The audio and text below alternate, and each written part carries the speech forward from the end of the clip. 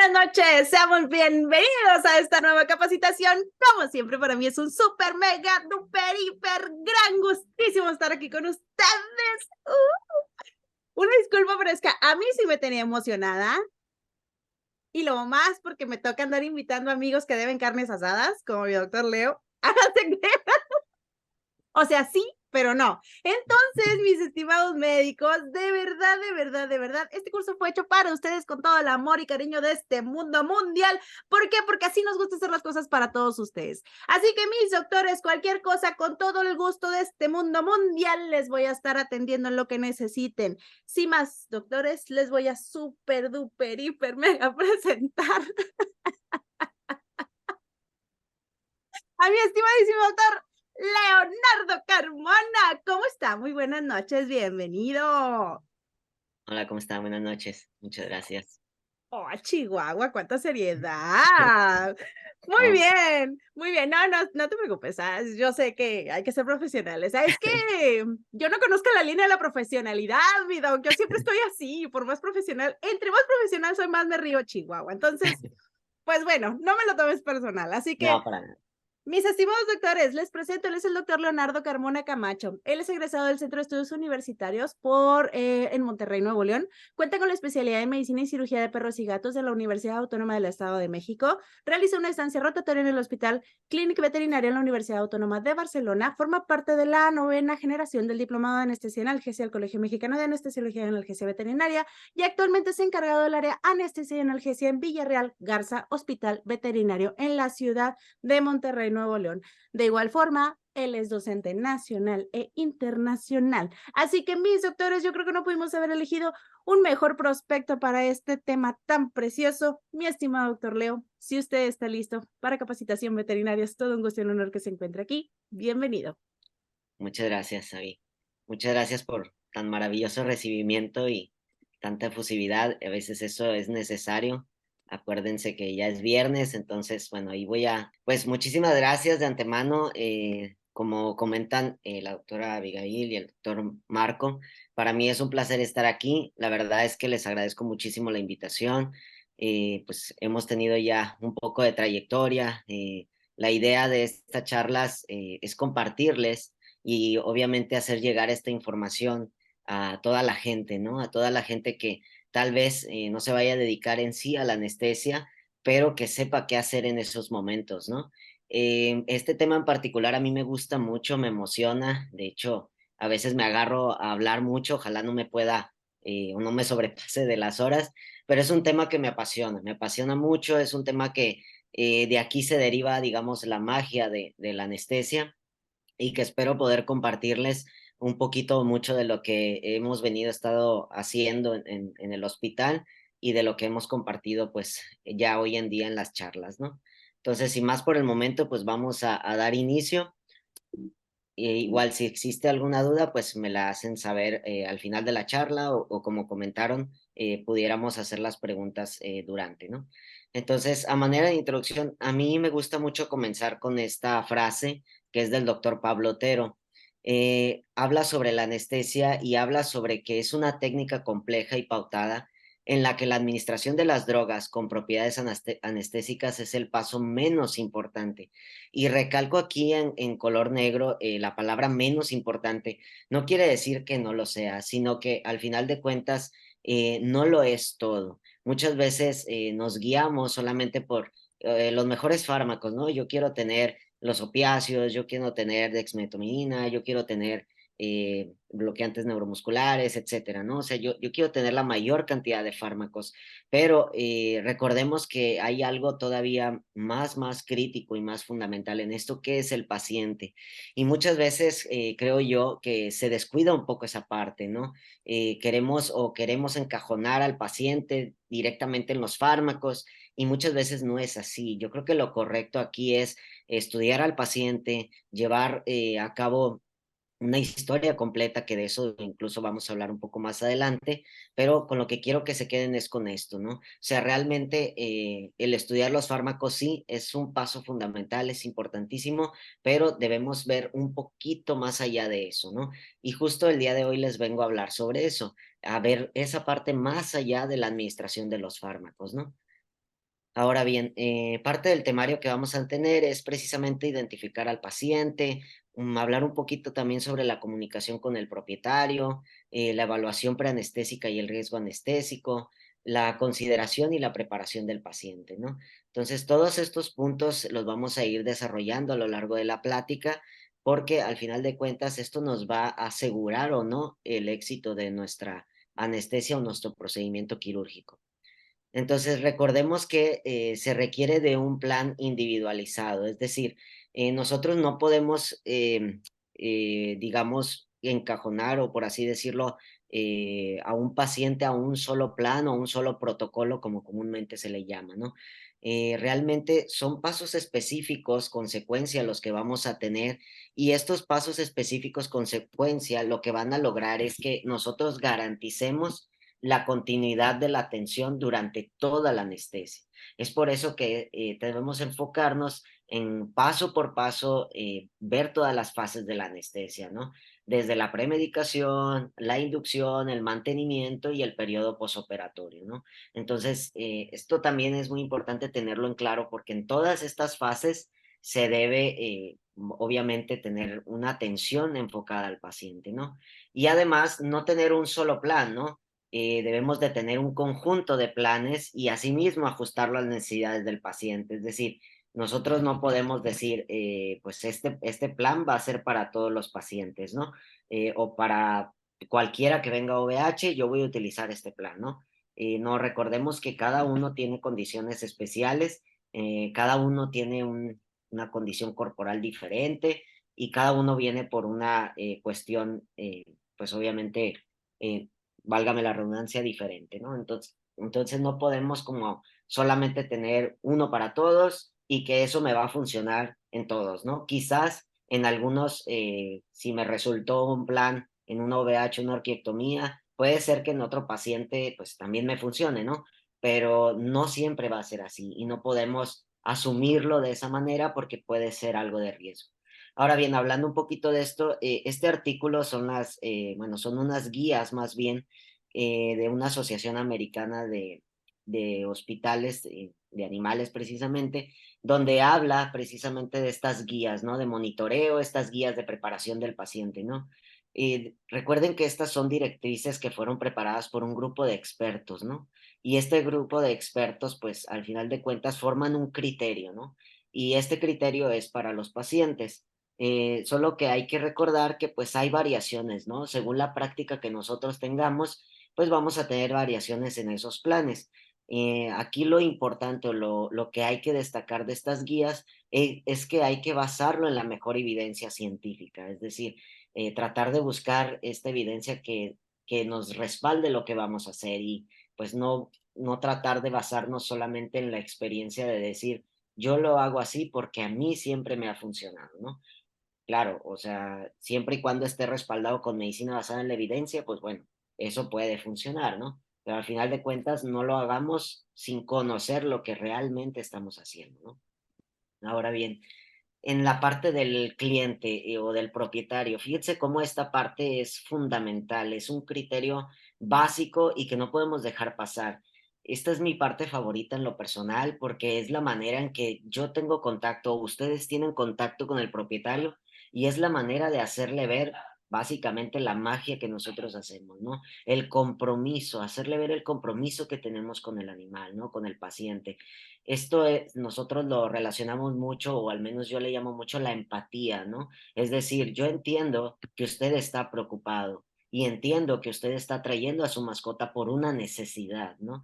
Que obviamente si usted no quisiera o no tuviera la necesidad de traerlo, pues lo tendríamos en casa y él estaría bien, ¿no? Entonces, realmente en esta parte es una manera también de conectar con el propietario y de fundamentar un éxito, no solamente en la cuestión de la confianza, ¿no?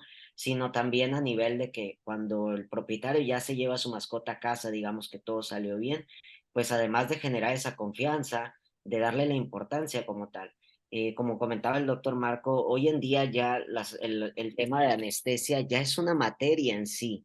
Es decir, anteriormente solamente la materia de cirugía era lo que abarcaba anestesia, cirugía y hacían pues ahora sí que de todo, ¿no? A veces nos topábamos con que el cirujano también hacía la anestesia y pues en realidad eso hoy en día ya no se ve, o sea, ya es poco lo que se ve en las clínicas o en los grandes hospitales. Realmente tenemos que hacer conciencia de que esto ha ido creciendo tanto al grado de que ya es una materia en sí. Aún falta todavía, pues, tenerla como tal en las universidades, como una materia en específica en algunas, ¿no? Pero ya cada vez más se ve, o denota la importancia de capacitarnos y denota la importancia de ejercer en esto, ¿no? Entonces, al momento de recibir al propietario, nosotros debemos de hablar con ellos, ver al paciente, describir completamente cuál es el procedimiento al que viene, obviamente ver qué tipo de especie tengo, que ahorita pues no lo vamos a hablar más a detalle, y también para poder discutir con ellos los posibles riesgos antes de obtener un consentimiento. Es muy, muy importante esto, porque muchas veces hay propietarios consternados que te pueden llegar a decir, pero no va a pasar nada, ¿verdad? No se me va a morir. Y si bien nosotros no podemos asegurar eso, podemos darles esa confianza y esa apertura de decir, ok, mire, nosotros trabajamos así, somos un conjunto de médicos, tenemos formas polimodales de trabajar, es decir, compartimos el área con hospital, con urgencias, con el cirujano, entonces démosle la tranquilidad de que mientras el cirujano va a estar haciendo el procedimiento, bueno, nosotros nos vamos a encargar de que el cirujano pueda trabajar a gusto y no se vaya a complicar más esto. Entonces, de ahí deriva precisamente brindar esa seguridad, ¿no? Entonces, hacerle ver que contamos con equipo, hacerle ver que su mascota no va a estar descuidada, que siempre va a haber alguien en todo momento que se va a encargar de que ese paciente se vaya bien a casa, ¿no? Y muy importante la parte del consentimiento informado que esté firmado, ¿no? Porque muchas veces damos por hecho de que ya está todo el papeleo listo y bueno, obviamente para temas legales, que pues siempre puede pasar, no estamos exentos de eso, pues la mejor manera de hacerlo es tener pues un consentimiento, ¿no? Y ahora vamos a hablar también sobre los riesgos anestésicos que se le asigna a cada paciente. Bien, en la cuestión de la evaluación preanestésica, ¿no? Bueno, es indispensable para la seguridad del paciente, ya que promueve la identificación de factores de riesgo. O sea, nosotros no podemos omitir este paso. Tenemos que evaluar al paciente, tenemos que conocerlo, tenemos que ver, incluso el hablar con el propietario nos va a dar una pauta de cómo es, si es un paciente muy estresado o no. Entonces, ahorita vamos a pasar esa parte como del cuestionario, pero les puse este estudio porque aquí en este estudio que es del 2018, se evaluaba precisamente si una evaluación preanestésica influía en el protocolo o en el plan anestésico de los pacientes que van hacia anestesia general o hacia sedación. Y efectivamente se vio que un alto porcentaje de los médicos se modificaba la elección de los protocolos hasta 3.3%. Entonces, definitivamente es algo que influye en las técnicas, influye en los agentes que vamos a utilizar, tanto anestésicos como analgésicos, y además, pues tiene un impacto en la clasificación o el riesgo anestésico ASA del paciente. Entonces, fíjense la importancia de simplemente hacer esta evaluación, ¿no? Entonces, de ahí deriva el no saltarnos esto. Ahora bien, hablando del riesgo anestésico o el ASA, ¿no? Esto se creó precisamente por la Sociedad Americana de Anestesiología, que este grupo principalmente es de medicina humana y se ha traspolado a medicina veterinaria, ¿no?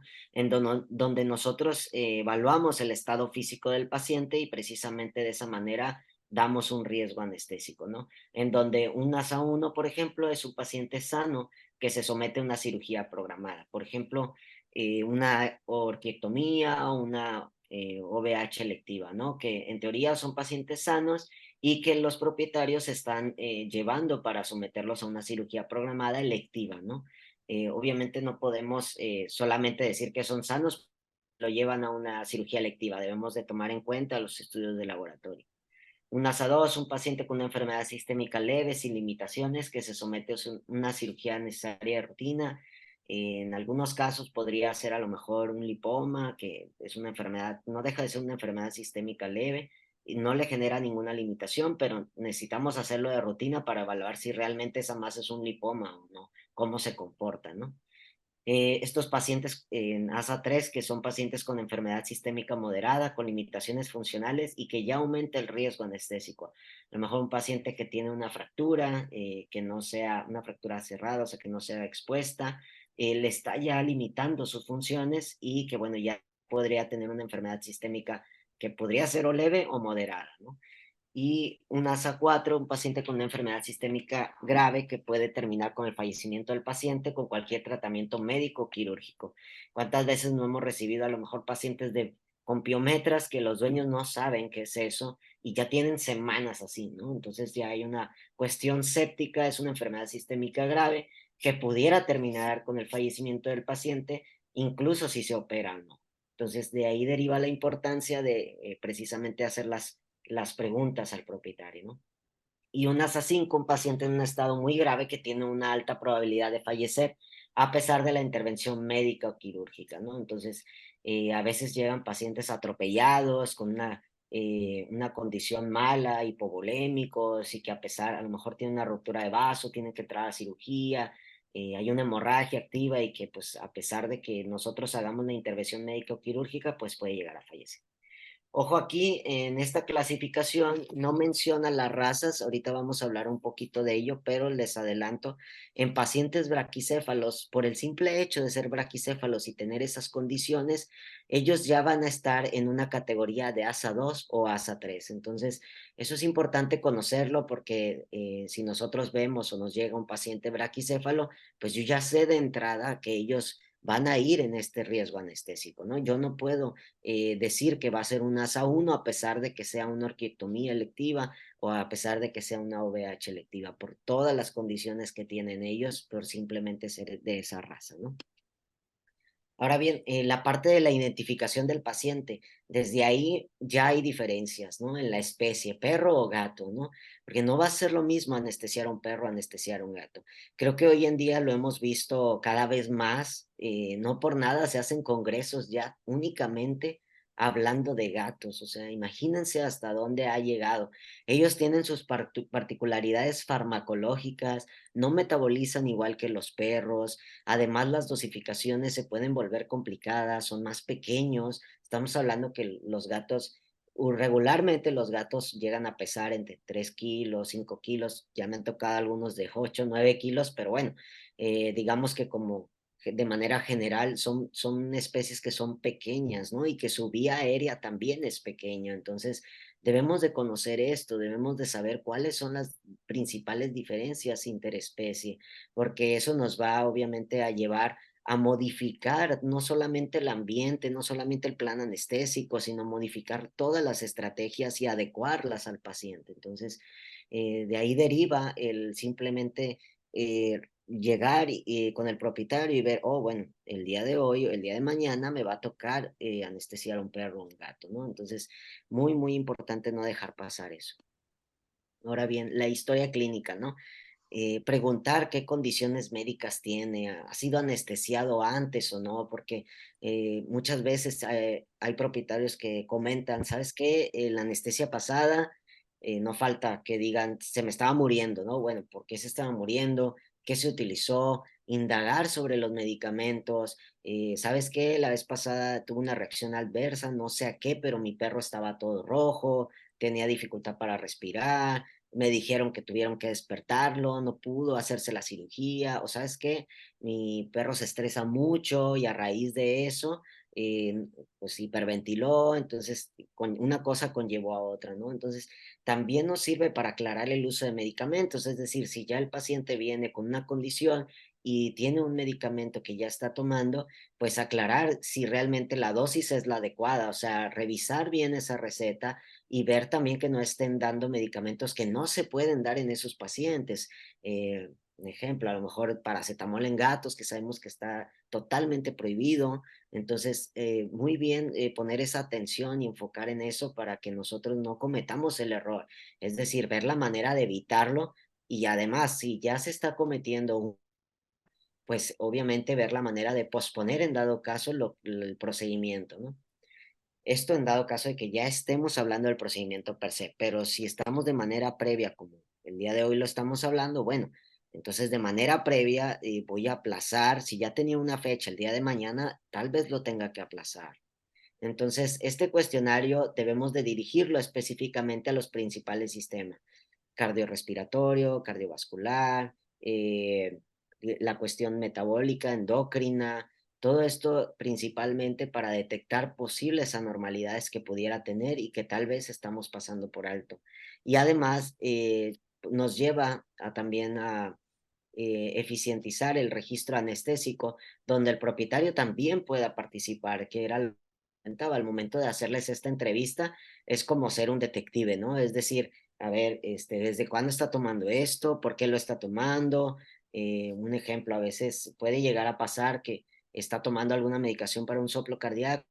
Al momento de la auscultación nosotros no percibimos eso, ¿no? Entonces, de ahí deriva la importancia de conocer el historial, de no asumir solamente que, bueno, es una orquiectomía y no va a pasar nada. Bueno, es un retiro del vaso y, bueno, no necesito saber más. No, sí, necesito saber si ya tiene tipo de pruebas anteriormente, si se ha tratado, qué ha pasado. Entonces, tenemos que indagar muy específicamente en eso para evitar complicaciones, ¿no?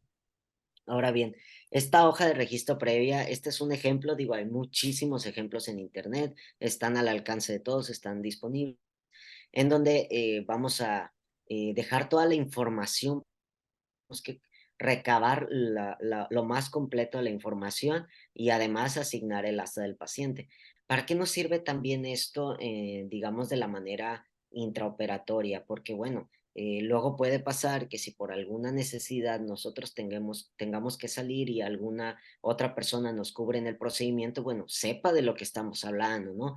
Todo el equipo tiene que estar enterado de lo que va a pasar con ese paciente, de los pacientes, de a qué viene, a qué procedimiento, qué salió en sus pruebas, qué historia clínica tiene, entonces, qué actitud, sí, qué actitud tiene el animal, si está muy estresado, ¿no? Y esto de manera preventiva, ¿no? Con la finalidad, como les comentaba, de evitar complicaciones, ¿no? Entonces, todo esto también tenemos de llevarlo para futuras anestesias, ¿no? Para si hay alguna complicación durante o antes del procedimiento, nosotros podamos acceder a esa información y podamos asimismo evitar utilizar fármacos que tal vez le generaron esa reacción, ¿no? Lo ideal es encontrar la causa del por qué le generó esto, pero bueno, si en el momento no se llega a una causa, bueno, también pedir pruebas específicas adicionales para poder indagar acerca de eso, ¿no? Bien, el examen físico completo, ¿no? Debemos de hacerlo dentro de las primeras 12 a 24 horas anteriores a la anestesia y se debe repetir justo antes. El paciente llega por medicina interna, llega al área de consultorios, lo puede revisar el cardiólogo, lo puede revisar el médico que hace ultrasonido, lo puede revisar el médico de medicina interna general. O sea, en realidad pasa por muchos filtros. Y muchas veces, pues bueno, nosotros somos el último filtro, tenemos que grabarnos eso. Ese paciente, si por alguna razón durante la consulta general no manifestaba alguna signología como convulsión o hablamos ahora de un soplo cardíaco. Bueno, si en nosotros el día justo de la anestesia o días antes estamos detectando algo, precisamente para eso somos el último filtro, para tener digamos, la opción de hablar con el médico encargado y decir, ¿sabes qué? Estoy detectando esto. Obviamente, si hay alguna anormalidad, el plan A que teníamos va a pasar a un plan B o va a pasar a un plan C. Por eso no podemos casarnos solo con un plan anestésico, porque definitivamente va a haber cambios. Justamente el día de hoy nos tocó un paciente que tenía un soplo cardíaco que no se había detectado y relativamente poco había venido hace poco. Entonces, a lo mejor son soplos que son de un sexto, que son difíciles de percibir, o que tal vez no los tenían y empiezan con condiciones, o la raza es predisponente, me explico. O sea, por eso la importancia de estar al pendiente y de que una sola persona también esté ahí revisándolo, ¿no? Entonces, un registro o un examen fallido aumenta las probabilidades de muerte.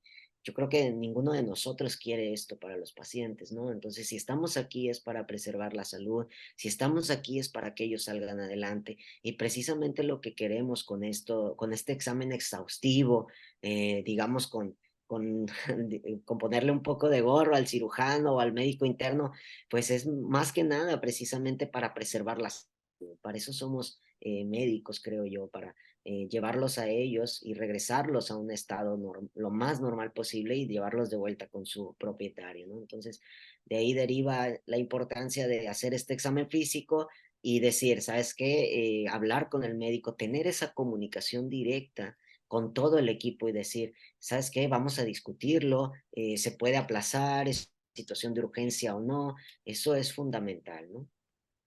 Ahora bien, la edad, la edad en sí sí puede generar un riesgo anestésico, mas no es una enfermedad, ¿ok? Es cierto y es bien sabido que los pacientes geriatras, como vemos aquí, por ejemplo, este Beagle, que de por sí los Beagle tienen muchas condiciones por ser esta raza, bueno, un Beagle de 13, 14 años o de 10 años en adelante, pues ya va a tener compromisos, ¿no? Y no específicamente en esta raza, o sea, los pacientes de edad avanzada sabemos que tienen menor capacidad residual funcional. Es decir, son pacientes que tenemos que preoxigenar, son pacientes que nos va a llevar un poco más de tiempo y si yo no me preparo en ese tiempo, pues adivinen que lo que hemos venido hablando, va a haber complicaciones y tal vez no vaya a estar preparado para opciones, ¿no? Entonces, en contrario o en contraste con este cachorro, por ejemplo, que son pacientes que tienden a la hipoglucemia. No solamente esos, sus sistemas son inmaduros, no son de termorregular de manera normal, entonces metabolizan más rápido a diferencia de los pacientes ya geriatras. Entonces, de ahí son un contraste totalmente diferente, ¿no? De hecho, hay una escala, un riesgo anestésico ASA que ya está modificado para pacientes geriatras, ¿no? En donde inician desde un ASA 2, un ASA 3, dependiendo si tiene una o más comorbilidades. Estos pacientes de una edad avanzada tienen comorbilidades. Son pacientes que pueden tener enfermedades metabólicas, endocrinas, por ejemplo, también pueden tener diabetes, pueden tener hipotiroidismo, que es lo más común, puede tener un compromiso cardiovascular importante, o sea, son pacientes que son predispuestos a tener enfermedades cardíacas como soplos, arritmias, entonces, si yo no sé todo esto, pues puedo entrar en problema, ¿no? De ahí deriva la importancia. Ahora bien, vean, por ejemplo, en estos tipos de razas que tenemos aquí, bueno, sabemos que los braquicéfalos tienen problemas de las vías respiratorias, ¿no? Entonces tienen el síndrome obstructivo de las vías respiratorias braquicéfalas, como comúnmente se le conoce como BOAS. Entonces, y vean cómo en ese video, por ejemplo, el paciente ya está todo rojo, o sea, si se fijan, su estado mental todavía es de alerta, ni siquiera está ya pasando por un proceso de inducción, un proceso de premedicación y él ya está completamente rojo de la cara, ¿no? Entonces, es un paciente estresado y el estrés aumenta el esfuerzo inspiratorio, ¿no? Entonces, yo debo de conocer, debo de prepararme, debo tratar de manipularlo lo menos posible. Son pacientes que pues sí nos juegan luego malas partidas porque en cualquier momento se pueden complicar y pueden entrar en una parada respiratoria, ¿no? A diferencia, por ejemplo, de los grupos de los colis, ¿no? Que tienen esta mutación genética en el gen ABCB1. Este gen lo que hace es que no metabolizan correctamente algunos fármacos, principalmente en el grupo de los opioides, el butorfanol, son sensibles a esa parte y también hay que tener cuidado con las fenotiacinas, con la cepromacina, porque también pueden llegar a ser sensibles, ¿no? Y, por ejemplo, en este lado tenemos a los galgos o a los whippets, que son perros de condición corporal o que no tienen tanta grasa, ¿no? Y metabolizan mucho más lento, por ejemplo, el propofol. Además, como les comentaba, su porcentaje de grasa corporal es de un 17% comparado con los demás, que puede llegar a ser hasta un 36%, y en ellos puede llegar a tener disforia en la recuperación. Entonces, son pacientes que hay que estar, o sea, hay que tener empatía, hay que estar pendientes de cómo despiertan, porque muchas veces creemos que le está doliendo porque está vocalizando, pero de ahí deriva la diferencia entre la disforia y el dolor, ¿no? los pacientes que tienen disforia generalmente son periodos cortos de alrededor de 20 minutos, perdón, 30 máximo. Entonces, si en ese periodo de tiempo no se pasa, digamos, esta vocalización o este mal despertar, por así decirlo, es probable que sí sea asociado a dolor. Pero si yo no doy oportunidad y si yo no veo y si yo no estoy ahí con el paciente y solamente lo dejo en una jaula que se recupere solo, tenga por ser vocalizando, disfórico el paciente, o sea, está disociado de su entorno y probablemente se pueda lastimar. Entonces, tener mucho cuidado con eso. Ahora, en estas razas, que son razas grandes o razas gigantes, o sea, tienen un peso corporal mucho más elevado, pues bueno, tienen una respuesta profunda a dosis terapéuticas normales. Es decir, las dosis mencionadas, un ejemplo, 0,2 miligramos por kilo, a veces con 0,1 miligramos ya están bastante profundos.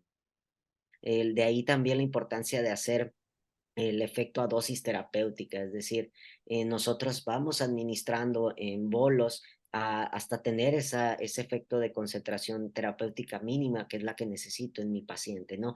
Para no sobredosificar o no tener lo contrario, que es decir, que no le genere nada, ¿no?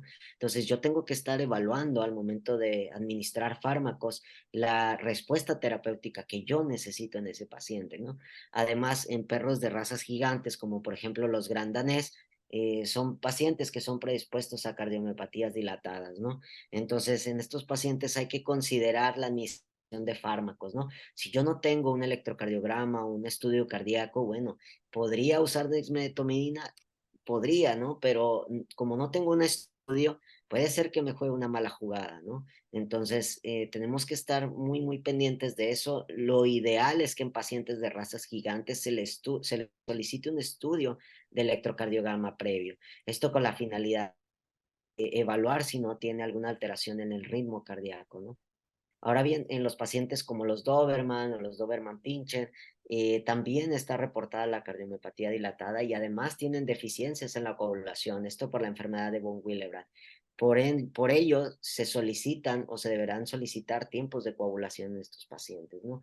Entonces, vean cómo simplemente con estas cinco razas que ya mencionamos, pues ya hay una condición en específico que yo tengo que pensar y tengo que tener en mi plan anestésico antes de realizar el procedimiento en sí, antes de administrar fármacos. Yo ya tengo que conocer estas condiciones.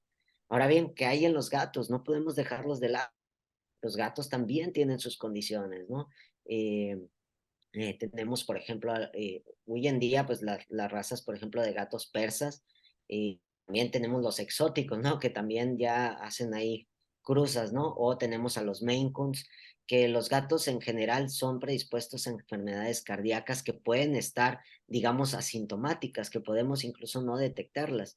Entonces, son predispuestos principalmente a cardiomiopatía hipertrófica y en los persas, enfermedad de riñón poliquístico o también tenemos el síndrome de braquicéfalo, ¿no? Entonces, también tenemos que tener consideraciones en ello, pensar en enfermedad renal crónica, dependiendo de la edad. Tenemos que pensar en el estrés. En ellos es fundamental, no podemos pasar por alto el estrés. Entonces, ya de ahí se deriva una preparación diferente. Y bien, recuerden que tenemos casos particulares, ¿no? O sea, ya les decía yo no puedo encasillar a que un protocolo o un plan anestésico le va a ser funcional a mi paciente y a todos en general. Voy a regresar el video para que se vea. Este, por ejemplo, es un chihuahua que venía a una orquiectomía y venía a una enucleación. Este paciente solo le habíamos administrado lidocaína y vean cómo después de administrar la lidocaína tiene esa reacción. Este paciente tuvo si se fijan, bueno, es una raza chihuahua. Aquí tal vez no se aprecia mucho en el video, pero los chihuahuas también pueden tener esta condición de hidrocefalia, ¿no? Este sí es un paciente que ya había sido diagnosticado con hidrocefalia previamente. Entonces, de ahí nuevamente, de la importancia del estrés, de la historia clínica, de qué medicamentos vamos a utilizar. Este paciente no se utilizó una dosis tóxica de lidocaína porque al inicio estábamos, pues obviamente se sospechaba de una probable intoxicación por lidocaína, sin embargo, no cumplía con los criterios, no tenía bradicardia, no llegó incluso a presentar un cuadro depresión respiratoria, porque luego asemejan un cuadro de parada cardíaca y no fue el caso en este paciente. Pero a lo que voy es que de ahí deriva el estar siempre monitoreándolos, el estarlos viendo. Y de este lado tenemos a un gato que fue preparado con tiletamina solazepam, el Soletil famoso, que yo en lo particular no estoy peleado con el Soletil, pero en lo particular no me gusta por estas respuestas. Tienen demasiada excitación, hay demasiada excitación a nivel del sistema nervioso simpático. Entonces, luego los pacientes se pueden llegar a lastimar, están muy disociados. Este paciente no está vocalizando, pero hemos visto perros que vocalizan, literal, como si estuvieran muriendo. O sea, entonces, esto lo hago con la intención de que vean que cada caso es particular. Hemos tenido pacientes que se anestesian con Soletil y han salido bien, o sea, no quiere decir que ya debamos de tachar a los fármacos solamente porque con uno no salió. O sea, tenemos que ver qué se adecua a cada paciente, ¿no? Y si tenemos la manera de revertir los fármacos en dado caso de que no haya funcionado o como quisiéramos o tiene una respuesta adversa, pues eso sería lo mejor. Ahora bien, en cuanto al temperamento, y por eso pongo a esta raza en particular, al chihuahua, ¿no? Porque pues sabemos que son pacientes que se estresan mucho, están con miedo, están ansiosos, o sea, ellos no quieren estar ahí, ellos no van al médico porque les gusta ir al médico. Yo creo que nosotros tampoco vamos a menos de que realmente lo requeramos y hasta somos decidiosos en eso, ¿no? Bueno, en el caso de ellos, ellos no tienen la opción de decidir por ellos mismos. Incluso pues dependen obviamente del propietario para llevarlos y detectar que se sienten mal, porque no nos pueden decir lo que sienten, ¿no? Sí lo podemos ver en ciertas expresiones y por detectar precisamente esto, el estrés, el miedo, la ansiedad, ¿no? Entonces, recuerden que el plan anestésico, la valoración, todo esto que vamos a hacer en la parte médica, no solamente comienza ya estando en un consultorio. El plan puede comenzar desde casa, es decir, si yo veo que es un paciente que está estresado, está predispuesto a esto, al miedo, a la ansiedad o es agresivo, el caso contrario, pues yo puedo mandar medicación desde antes. Por eso la importancia de conocerlo y de lo que hablábamos, una vez que va a la visita con el veterinario, pues antes de tener nuestro procedimiento anestésico, si yo estoy viendo ya el comportamiento del perro, si yo ya veo que es agresivo o del gato, si yo ya veo que está nervioso, que está ansioso, bueno, yo puedo favorecer a eso, es decir, yo puedo dar fármacos en casa, puedo decirle al propietario cómo administrarlo para que por vía oral, para reducir estos niveles de ansiedad y que no tengan un efecto secundario en el paciente, ¿no?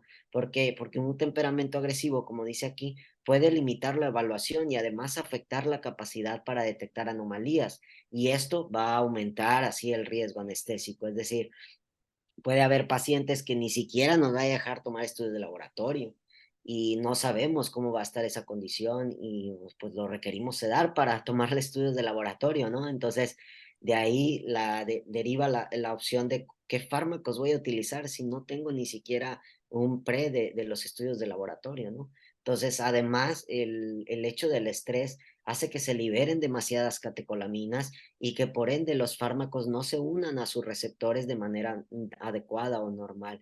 Entonces van a requerir mayores dosis de sedantes o tranquilizantes. ¿Y qué puede pasar si utilizamos mayores dosis de sedantes o tranquilizantes? Sobredosis.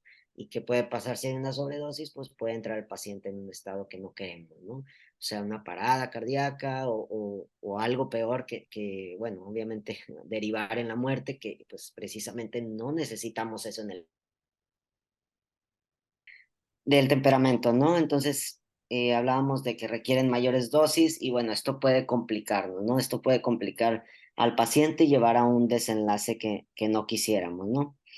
Ahora bien, hay ciertos protocolos o ciertos planes que nosotros podemos utilizar, ya les decía yo, desde casa, en donde la administración, por ejemplo, de gabapentina se puede administrar incluso una noche antes de nuestra cita, ya sea la cita en el consultorio médico, si el propietario ya nos dio por teléfono la información de que va a ir con su perro que es agresivo, pues bueno, o ya sabemos que a lo mejor es un gato, bueno, podríamos darle previamente gabapentina para facilitar el manejo con esos pacientes, ¿no? Además, hay dosis de combinaciones o hay combinaciones de fármacos, perdón, en las que podemos utilizar gabapentina y melatonina, ¿no?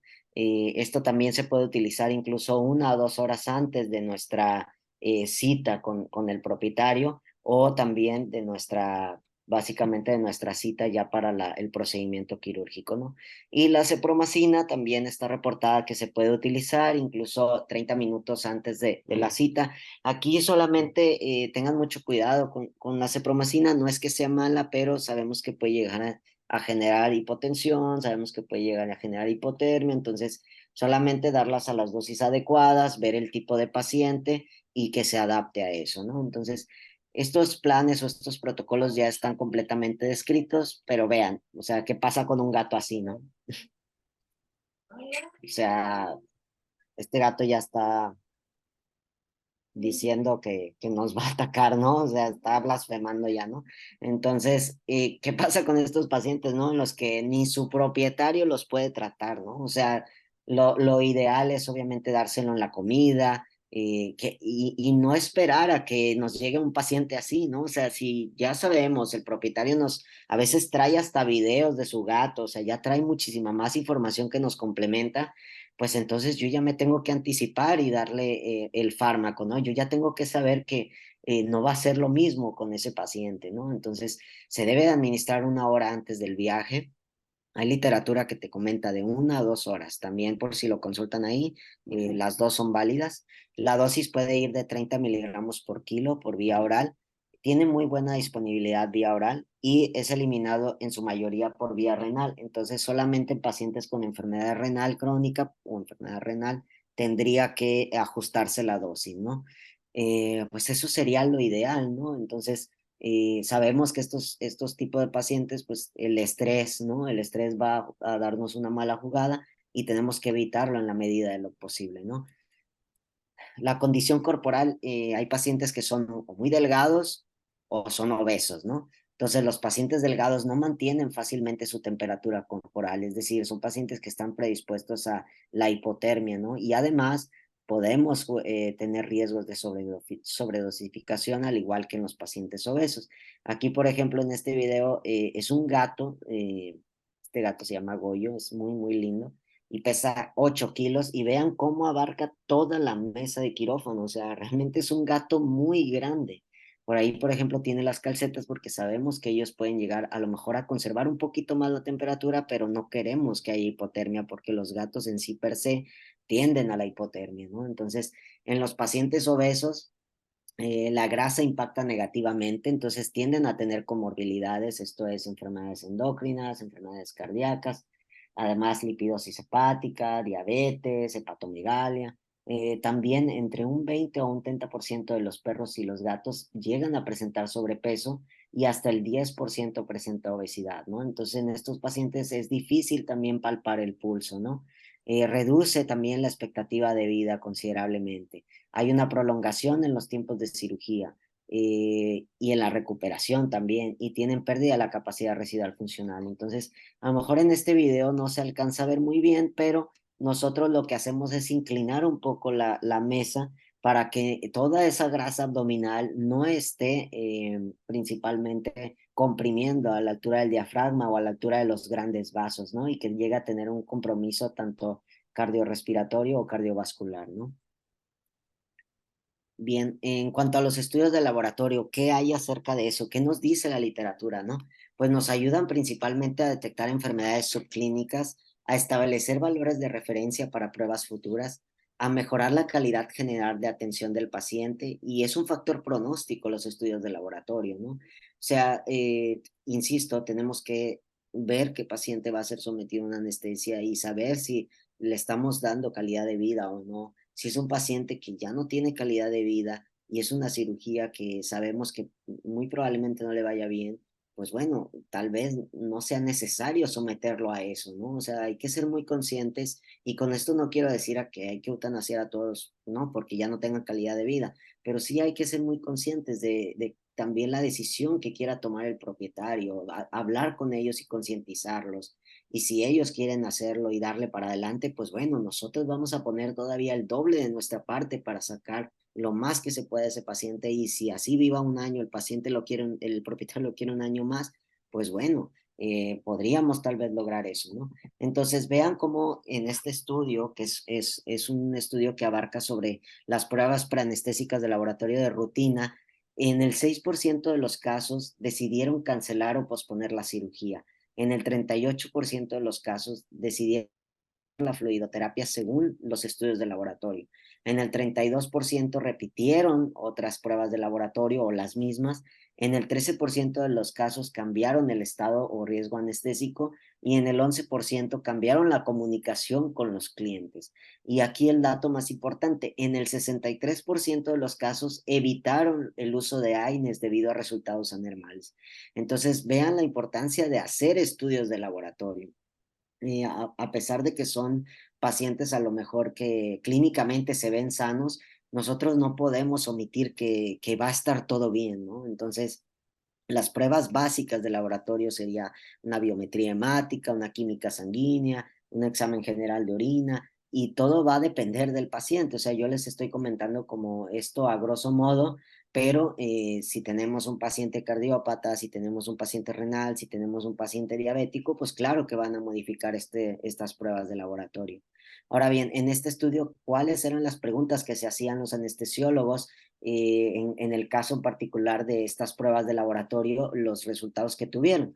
Pues bueno, se preguntaba si cancelarían o pospondrían la cirugía, si repetirían las pruebas de laboratorio, si cambiarían el estado ASA del paciente o cambiarían la fluidoterapia, cambiarían incluso el equipo de monitoreo que van a utilizar, también si excluirían ciertas drogas o ciertos agentes anestésicos. Además, si también hablarían con con el cliente, perdón, sobre la comunicación y el riesgo que va a tener, o sea, de tal vez nosotros le dimos la confianza y la tranquilidad de decir, bueno, no va a pasar, no creo que pase a mayores, el paciente tiene altas probabilidades, pero después detectamos una normalidad. Bueno, eso es importante comunicárselo al propietario, porque ellos no saben, ellos creen que al momento de dejar su paciente se genera, digamos, ese espacio donde hay comunicación, donde le vamos a hablar hasta que salga el paciente, ¿no? Porque el transoperatorio, pues obviamente es muy difícil a menos de que pase alguna complicación, porque ellos están asumiendo que todo va bien. Entonces nosotros tenemos que anticiparles eso y si hay algún retraso por estos estudios, hacérselo ver para darles esa tranquilidad, ¿no? Y además decirles o pedirles si autorizan algunas pruebas de laboratorio adicionales que lleguen a requerir, ¿no? Y lo que hablábamos hace un momento, que si evitarían el uso de antiinflamatorios no esteroideos como los AINES. Entonces, todas esas preguntas nosotros tenemos que planteárnoslas al momento de revisar estudios de laboratorio. Es por eso que no puede ser todo rápido, es por eso que se debe de dar un tiempo, porque debemos de pensar y atribuir la mejor decisión a ese paciente en particular. Ahora, ¿qué hay de los gatos? Como les comentaba, considerar que el estrés en gatos puede verse reflejado en los estudios de laboratorio. Podemos tener un locograma de estrés, un aumento de la frecuencia cardíaca, un aumento de la presión arterial, los valores de glucemia pueden estar incrementados asociados al estrés, pero no siempre va a ser así. También debemos de ver si esos valores, por ejemplo, de glucemia elevados, es por eso o es porque el paciente tal vez ya tiene glucosa en la orina, entonces tiene una glucosuria y ya no estaríamos hablando tal vez de estrés, tal vez ya estamos hablando de otra condición metabólica, ¿no? Además hay que correlacionarlo con la edad, con la raza, o sea, nosotros vamos a integrar toda esta información y precisamente precisamente estas guías de la Asociación Americana de Práctica Felina nos orientan a eso y nos dicen, según nuestra edad del gato, qué pruebas de laboratorio debemos de tener, ¿no? Muy importante considerar que si son pacientes que salen a la calle o que constantemente están afuera, pues considerar pruebas de SIDA o leucemia felina. Y como hablábamos hace un momento, individualizar los planes, ¿no?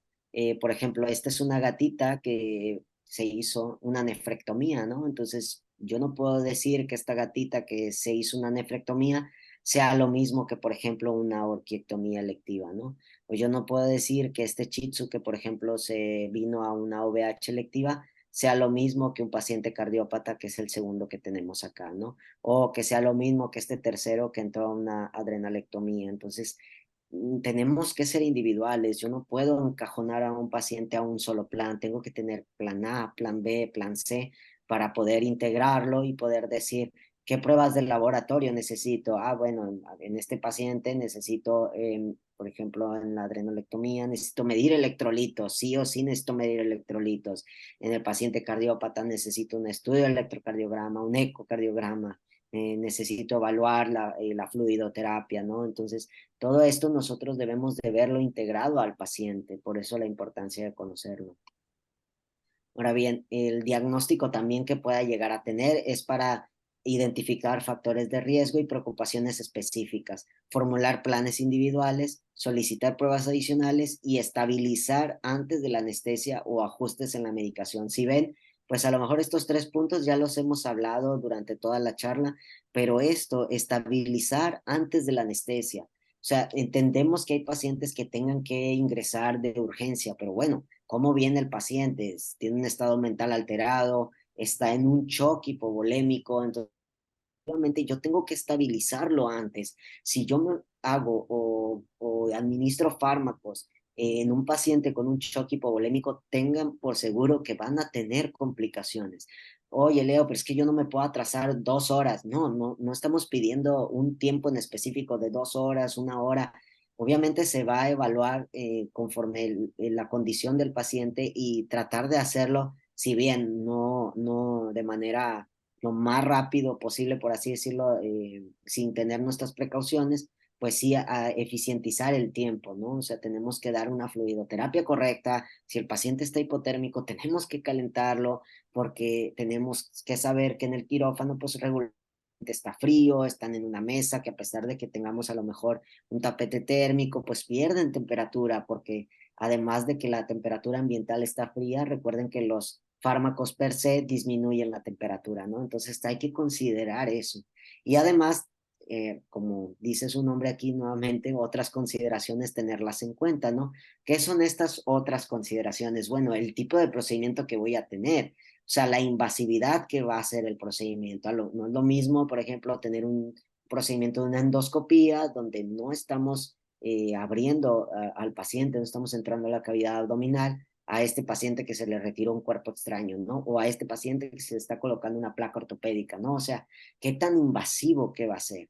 Va a ser ese procedimiento. Y además, ¿cuánto va a durar? Muy importante, ¿no? Porque la duración del procedimiento también va ligado a las complicaciones que podamos tener y el nivel del dolor. Recuerden que el dolor es el quinto signo vital. Ya mucho se habla de ello. No podemos pasar por alto.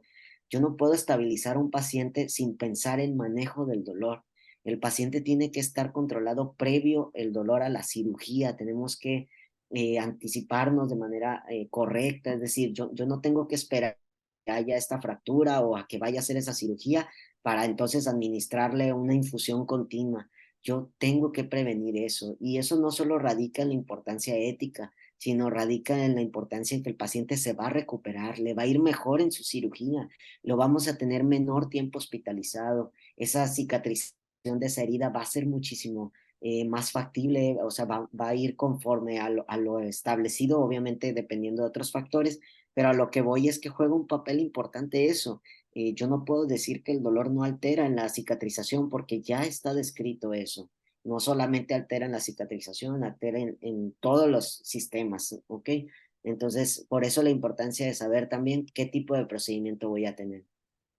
Además, la capacitación del personal clínico, ¿no? El número de personal capacitado y el nivel al que están capacitados también va a afectar la eficiencia y la programación de la cirugía. Entonces, es por eso que tenemos que compartir y por eso se hacen estas charlas y por eso se hacen estos eventos. O sea, realmente lo que queremos es compartir, queremos educar, queremos hacer ver que todo esto está al alcance de todos y que todos tenemos el mismo compromiso a nivel ético y menos de enfocarnos a que el paciente salga adelante. Entonces, claro, no es lo mismo poner a alguien que no sabe absolutamente nada del tema y no porque no quiera, sino porque apenas va iniciando a alguien que ya tiene experiencia. De ahí radica entonces el compartir el conocimiento, en enseñar, en no quedarnos con todo esto nosotros, ¿no? Entonces, estos estudios ya, o sea, ya son estudios que se han hecho, son estudios de medicina basada en evidencia nuevamente, en donde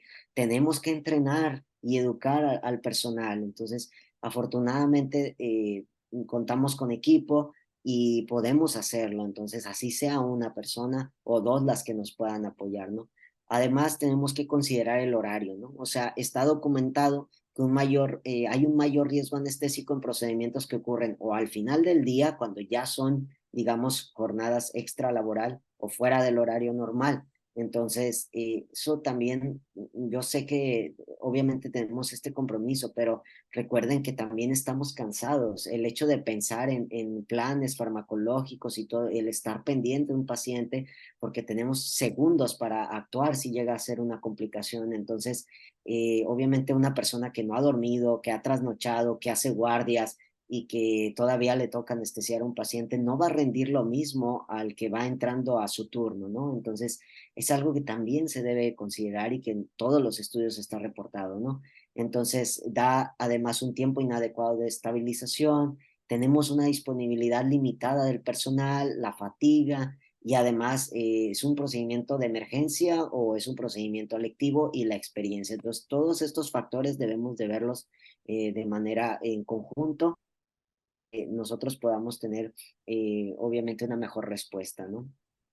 Y bien, en cuanto a la preparación del paciente, estas guías que son del 2020 ya nos dicen acerca del ayuno.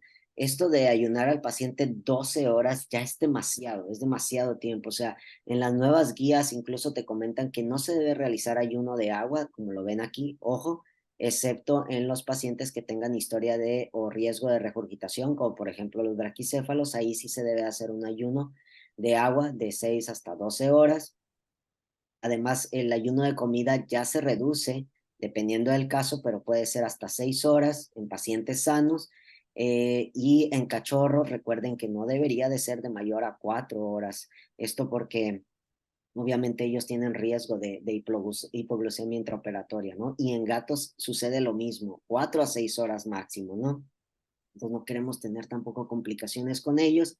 Y el ayuno en los braquicéfalos sería, como habíamos comentado, de 12 horas. Incluso en estas guías te comentan que se puede dar en los cachorros preoperatorio un poco de comida de consistencia, digamos, húmeda, porque muchos propietarios luego los ayunan toda la noche, les da miedo, los ayunan toda la noche y el procedimiento, digamos, es hasta la 1 de la tarde. Bueno, si yo sé que es hasta la 1 de la tarde y es un cachorro y lleva toda la noche sin comer, pues bueno, llega a la clínica a las 9 de la mañana, pues yo puedo ofrecerle un poco de comida, ¿no? Entonces contemplar esa parte y no decir, no ser tampoco tan cuadrados, tan estrictos en esto.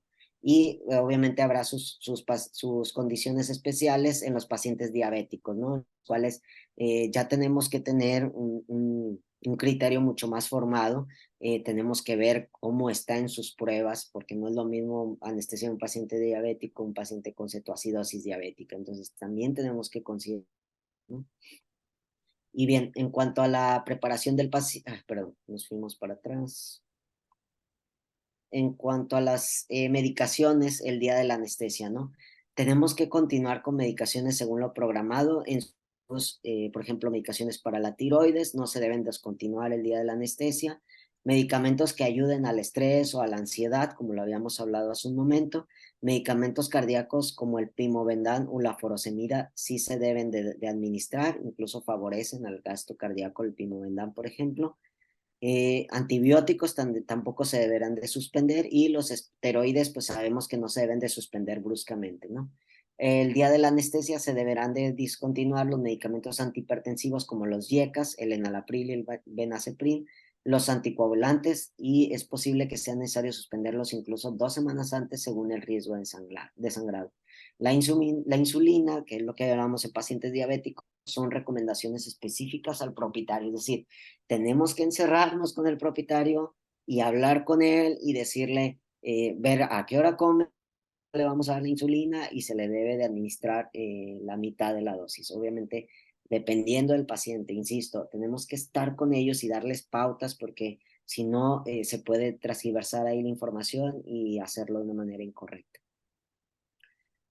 Como les hablaba hace un momento, la estabilización, precisamente este punto de partida es administrar fluidos. Estos si son pacientes a lo mejor agudos que tengan que entrar, pues bueno, administrar fluidos previamente, manejo del dolor como ya lo hemos hablado, o si son pacientes crónicos, pues el tratamiento de enfermedades crónicas, ¿no? Esto es, si yo estoy detectando un paciente que a lo mejor tiene un soplo 5/6, 6/6, y no es una cirugía que sea urgente, estabilizar al paciente, es decir, es mejor dar terapia adecuada a su condición, primero hacer un estudio y después, obviamente ya con base al estudio y a lo que nos esté arrojando de la patología, darle un tratamiento específico a someterlo a un procedimiento anestésico de inmediato. Eso hace toda la diferencia.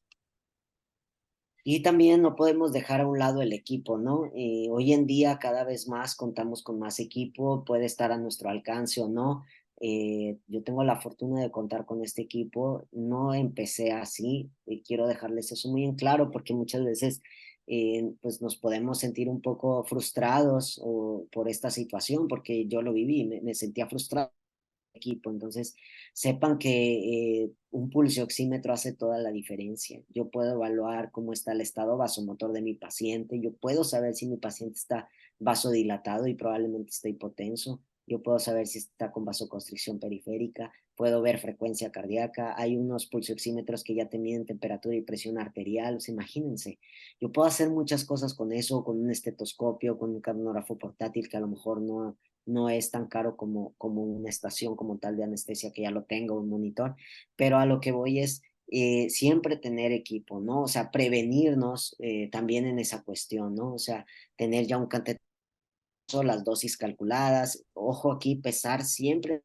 de antes y después, porque puede haber momentos en los que a lo mejor el propietario te diga, ay, sí, se me olvidó decirle que bajó de peso, no estuvo comiendo, y sale una cosa con otra y el peso inicial ya no es ese peso. Entonces, y precisamente lo hacemos con la finalidad de evitar sobredosificaciones.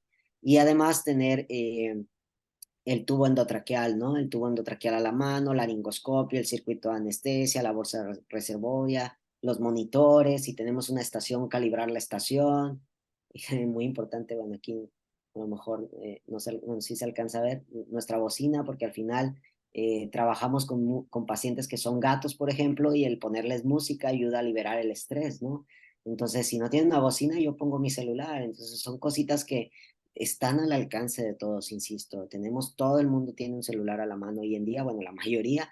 Entonces, no nos cuesta nada buscar música para gatos, adecuar el consultorio para ellos para evitar el estrés. Y de ahí, les decía yo, tener un porcentaje de éxito mucho mayor.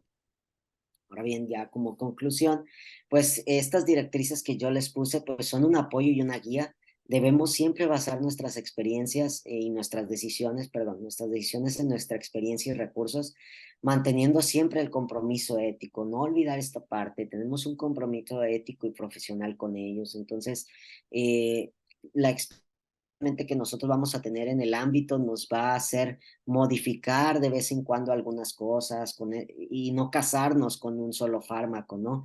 Busquen siempre innovar, siempre ver cómo funciona este otro fármaco o esta combinación con esto. Entonces, no solo se casen con cómo funcionan los medicamentos, ¿no? Los fármacos per se, sino cásense con su paciente, véanlo, vean lesiones, conózcanlo, conozcan al propietario. Eso es lo bonito de la parte anestésica, ¿no? El poder ver o reflejar nuestra emoción en ellos, el verlos salir adelante, el tener esa satisfacción de que lo hicimos bien y ver al propietario agradecido, ¿no? A veces no nos tocan los agradecidos a nosotros y eso no tiene nada de malo. O sea, realmente yo creo que aquí la satisfacción personal es muchísimo mayor que obviamente si nos lo atribuyen, pues se agradece, ¿no? Pero la satisfacción personal es algo indescriptible, ¿no? No les puedo transmitir así como 100% lo que quiero decirles, pero para mí, a mí me emociona muchísimo ver esto y obviamente no siempre es así y cada vez que algo a lo mejor no sale bien, siempre nos anima a dar el 200% en la siguiente, ¿no? Va a salir bien y mentalizarnos y tratar de hacerlo de la mejor manera, ¿no? Entonces, bueno, pues muchísimas gracias. Me gusta mucho esta frase porque precisamente fue la introducción a este curso.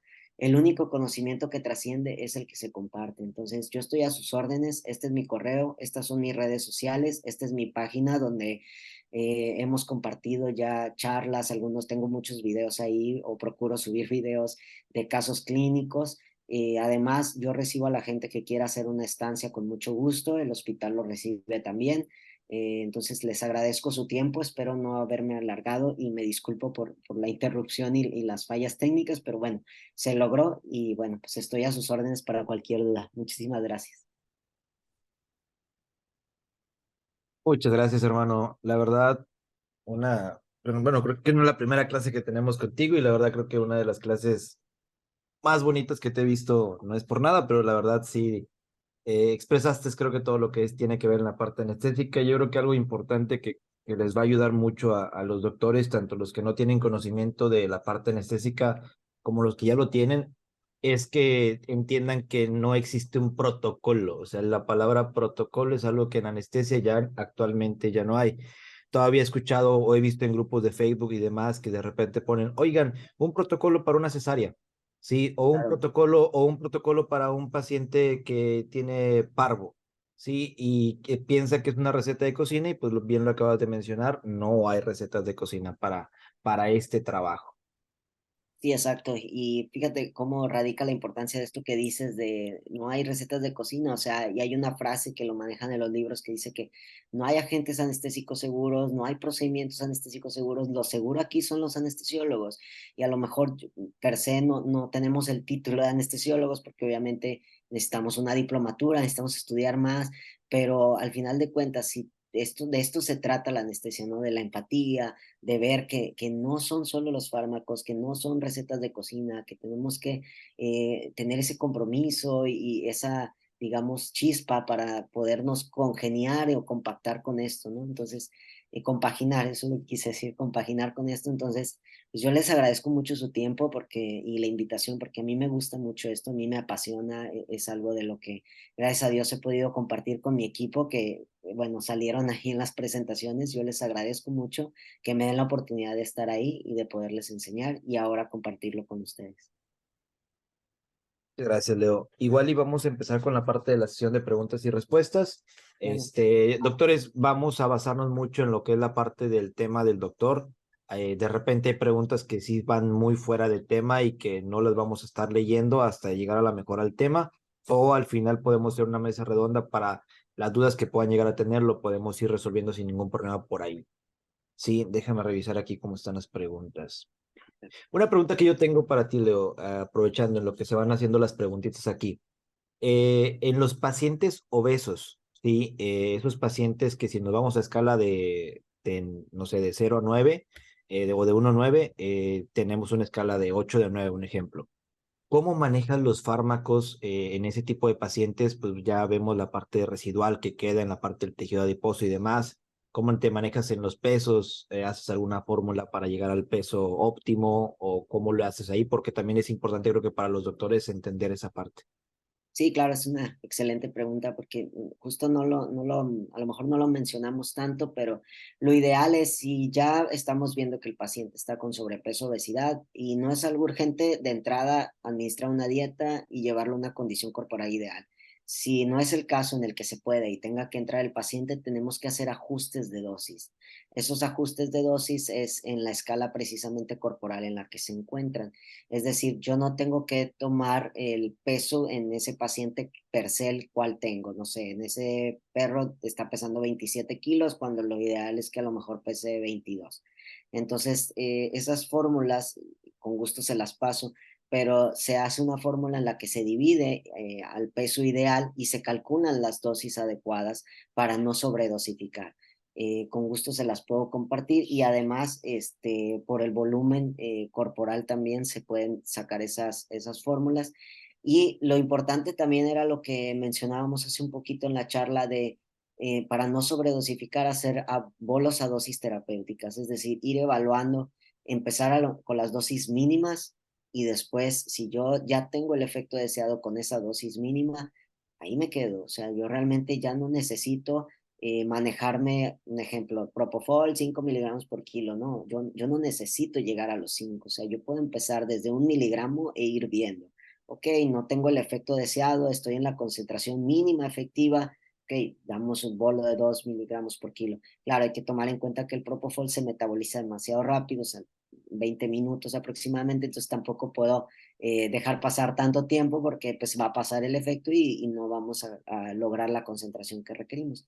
Entonces sí, para que les voy a pasar esas guías, Marco, muchas gracias, con gusto se las comparto, las fórmulas, perdón, para la modificación al peso ideal.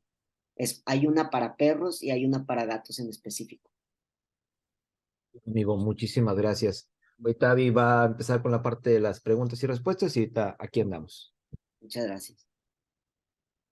A ver, vamos a darle más dinamismo a este asuntito, medicazos. Mi Doc Leo, ¿estás listo? Sí, claro. ¿Vas a contestarlas todas? Ah. La primera, para manejo de comportamiento también se puede utilizar la pregabalina. ¿Con qué indicaciones?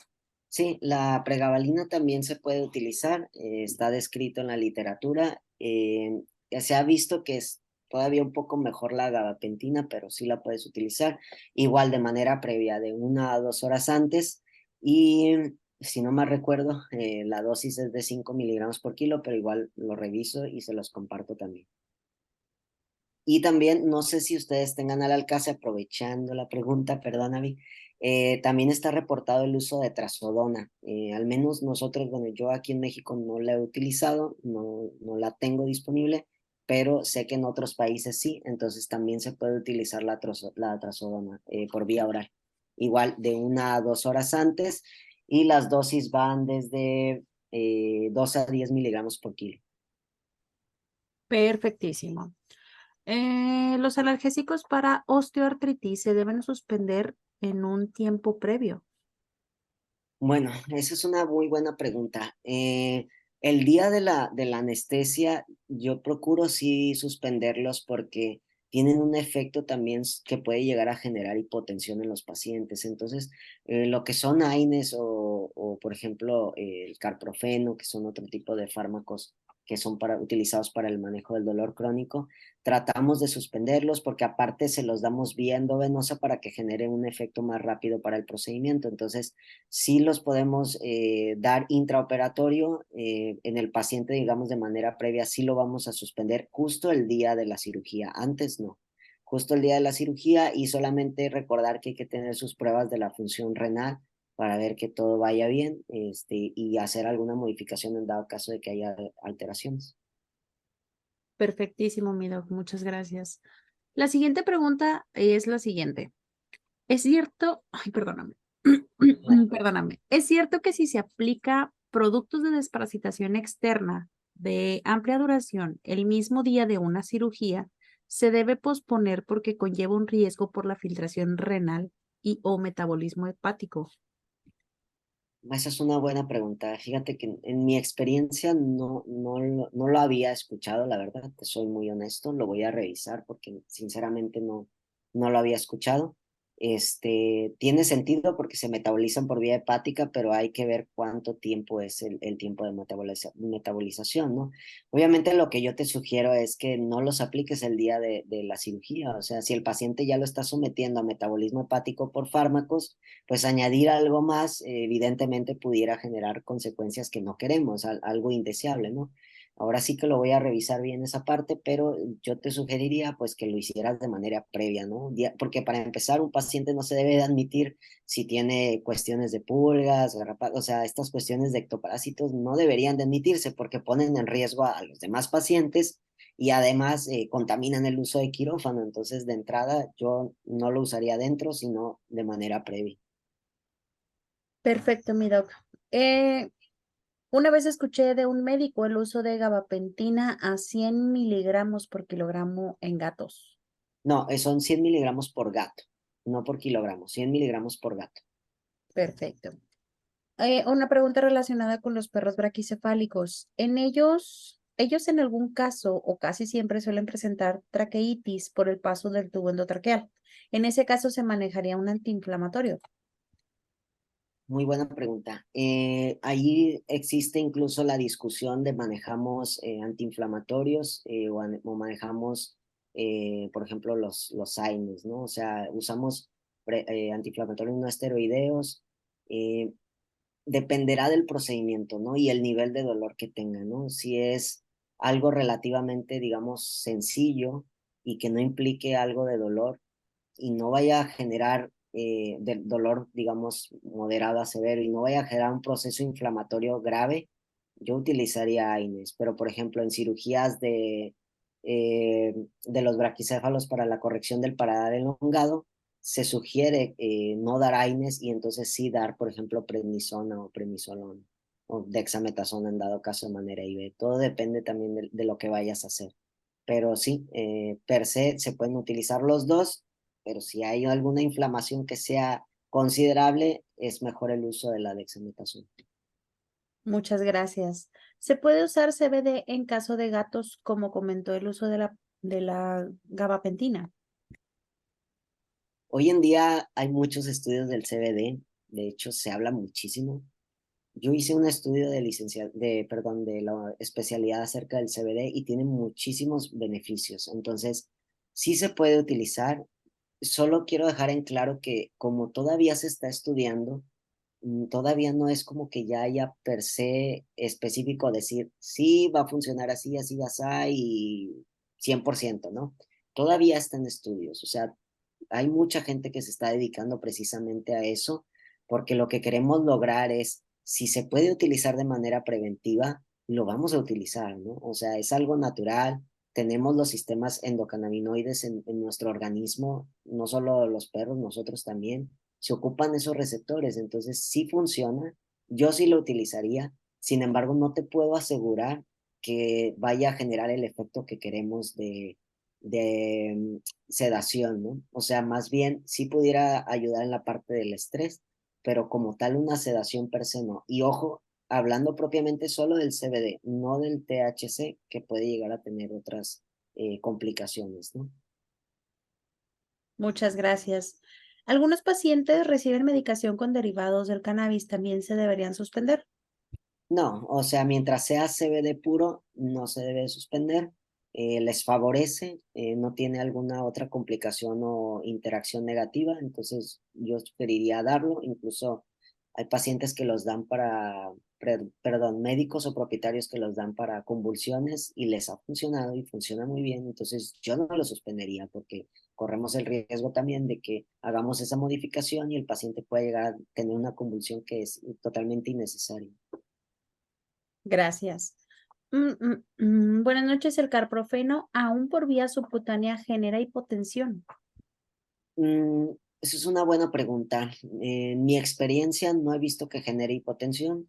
Sin embargo, yo prefiero utilizarlo, como les comentaba, o de manera previa, al menos una media hora antes o 40 minutos antes, precisamente porque yo no quiero hipotensión en mis pacientes, o en el posoperatorio. Ojo, claro que si lo voy a usar en el posoperatorio, no lo dejo sin analgesia. O sea, tengo que tener una infusión continua o fármacos que me ayuden a mitigar esa parte, ¿no? Porque sí hay estudios que te dicen, tienes que administrarlo de manera previa y está demostrado que la respuesta nociceptiva es mucho menor cuando lo administras de manera previa. Pero, insisto, procurarlo o que sea mucho antes del procedimiento o después del procedimiento. Muchísimas gracias. Caninos nerviosos, ansiosos, ¿qué medicación orales usa previamente? En perros también podemos usar gabapentina. De hecho, hay un estudio que se llama sí, hay un estudio que reportan que se llama Back Dog Cocktail, que es un cóctel literal para perros agresivos, en donde se mezclan gabapentina, melatonina y acepromacina por vía oral. Eh, Depende mucho también, hay pacientes que nosotros nos llegan, incluso el día de la cirugía, y podemos hacerlo endovenoso en la parte de la pata trasera. Entonces, créanme, bueno, hay algunos que sí, hay algunos que no, pero créanme que la mayoría, o los que a mí me han tocado, ni siquiera se dan cuenta. Estamos batallando más manipulando las patas delanteras y en las patas traseras ni cuenta se dan. También optar por la vía intramuscular o también, si hay manera, utilizar la vía intranasal. El detalle de la vía intranasal es que se requieren mayores dosis y volvemos a lo mismo. Si es un paciente que a lo mejor no tiene estudios, podríamos comprometerlo de otra manera, ¿no? Entonces, sobredosificar o llegar a generar una reacción adversa. Muchísimas gracias, mi doc. ¿Tiene comentarios sobre el uso de dexmedetomidina transmucosal?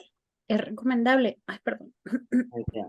Sí, sí hay reportes sobre la dexmedetomidina transmucosal oral. Lo que a mí me llama la atención, y no quiero decir que esté mal, solo que me pasó, que son dosis muy altas.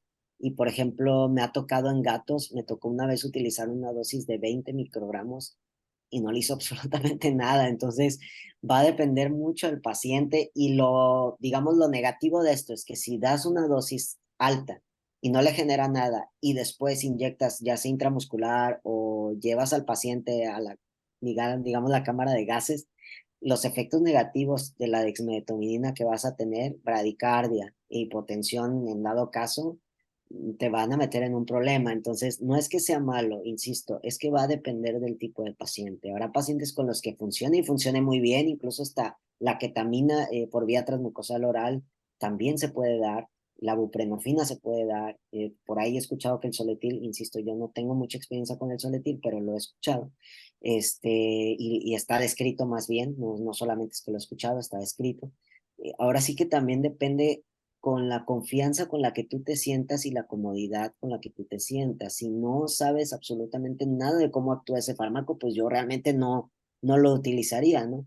Pero si sabes cómo funciona y sabes las posibles complicaciones que puedes tener, entonces yo solo te diría, prevé las posibles complicaciones y estate atento a ellas, ¿no? Porque puedes tener ese riesgo de bradicardia severa y hipotensión, que la bradicardia muchas veces nos asusta, pero sabemos que es la fase bifásica de la dexmedetomidina, o sea que eso va a pasar, pero por ende vas a tener que disminuir los requerimientos de los demás fármacos y de los anestésicos inhalatorios. Amigo, muchas gracias. Yo tengo otras preguntas para ayudar un poquito porque hay varios, tenemos muchos estudiantes, que apenas tienen pocos semestres o Ah, ciclos en la facultad. Y creo que a lo mejor les pueden ayudar estas preguntas para también entender ellos un poquito más porque pues a veces no es tan comprensible. ¿Te ha tocado en pacientes, por ejemplo, que llegan con arritmias? ¿Cómo puedes saber que es una arritmia patológica y cómo saber que no es una arritmia patológica? Para considerar esto en el procedimiento, pues, obviamente, o anestésico que vamos a utilizar. sí, claro, eso también es importante porque sí me han tocado pacientes en los que, sabes, el oído de la persona influye también mucho. Algunos pueden detectar algunas cosas, otros no. Entonces siempre apoyarse de la persona también que tenga el mejor oído y el mejor estetoscopio, ¿no?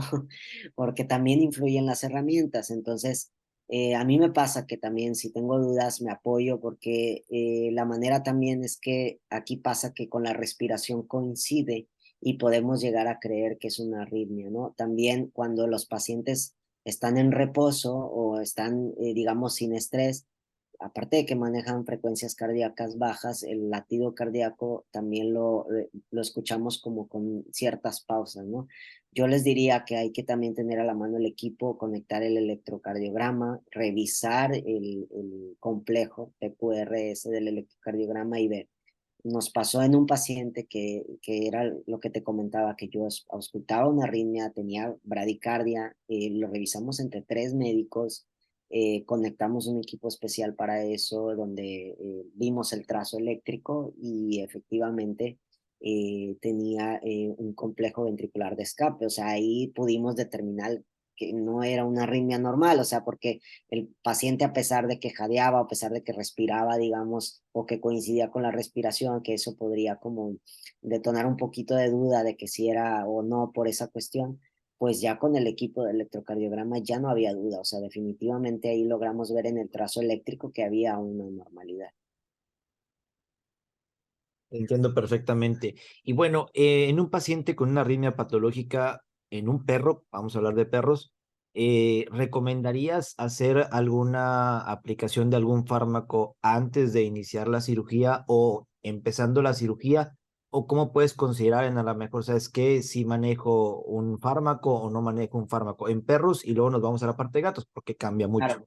Sí, sí, claro. Eso es muy importante también porque yo de entrada, si ya detecté una arritmia, pues yo descarto la dexmedetomidina, por ejemplo, que sé que va a influir en la cuestión del gasto cardíaco y va a influir en la cuestión cardiovascular. Entonces, yo descarto el uso de ese fármaco y opto por otras opciones, ¿no? ¿Por qué? Porque si no tengo un estudio de ese perro, yo no quiero complicarme la anestesia con él. Entonces, yo necesito asegurarme de que esa arritmia sea o no patológica o de qué tipo es, ¿no? Porque muy probablemente si uso lidocaína, por ejemplo, y eso puede favorecer o puede ayudar a este tipo de arritmias, ¿no? Pero no siempre es así. O sea, hablábamos ahora de los complejos ventriculares de escape, en donde está contraindicado el uso de la lidocaína. O sea, yo sí veo ese complejo y administro lidocaína, no es el tratamiento de elección. Entonces, dependerá mucho de lo que administre o no. Por ejemplo, a veces no tienen arritmias y vemos luego que con la dexmedetomidina hay esos bloqueos atrioventriculares, ¿no? Entonces, saber diferenciar entre los bloqueos, las arritmias, los complejos ventriculares es lo que va a marcar la diferencia en el tratamiento per se. Igual en los gatos, nos pasó con un gato que había estado con dexmedetomidina, tenía ruidos anormales a la auscultación, y decidimos revertirlo porque era un paciente que, si bien no se había detectado nada previamente, lo asociábamos al fármaco, en este caso a la dexmedetomidina. Al momento de revertirlo mejoró absolutamente todo.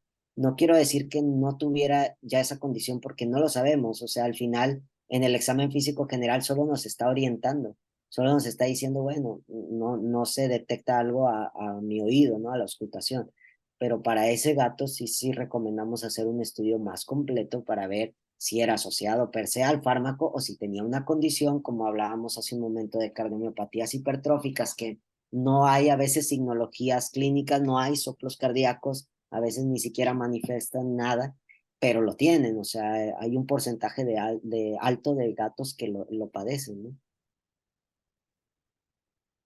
Me parece perfecto. Y, por ejemplo, si no usarías cualquier alfa-2 agonista como una dexmetomidina, una medetomidina, una gilacina todavía en el caso, sí, a lo mejor, ¿qué considerarías poder usar o de primera elección en un momento dado? Para aquellos que de Claro. repente tienen esa duda de que, bueno, no uso esto, ¿qué puedo usar? Claro, pues podemos usar, digamos, con mayor tranquilidad las benzodiazepinas. En este caso yo recomendaría el midazolam. Tiene un buen efecto a nivel cardiovascular, o sea, no tiene efectos como digamos negativos, es bastante seguro, a diferencia del diazepam, que luego si lo administras de manera rápida puede llegar a generar cierta toxicidad, sobre todo en gatos.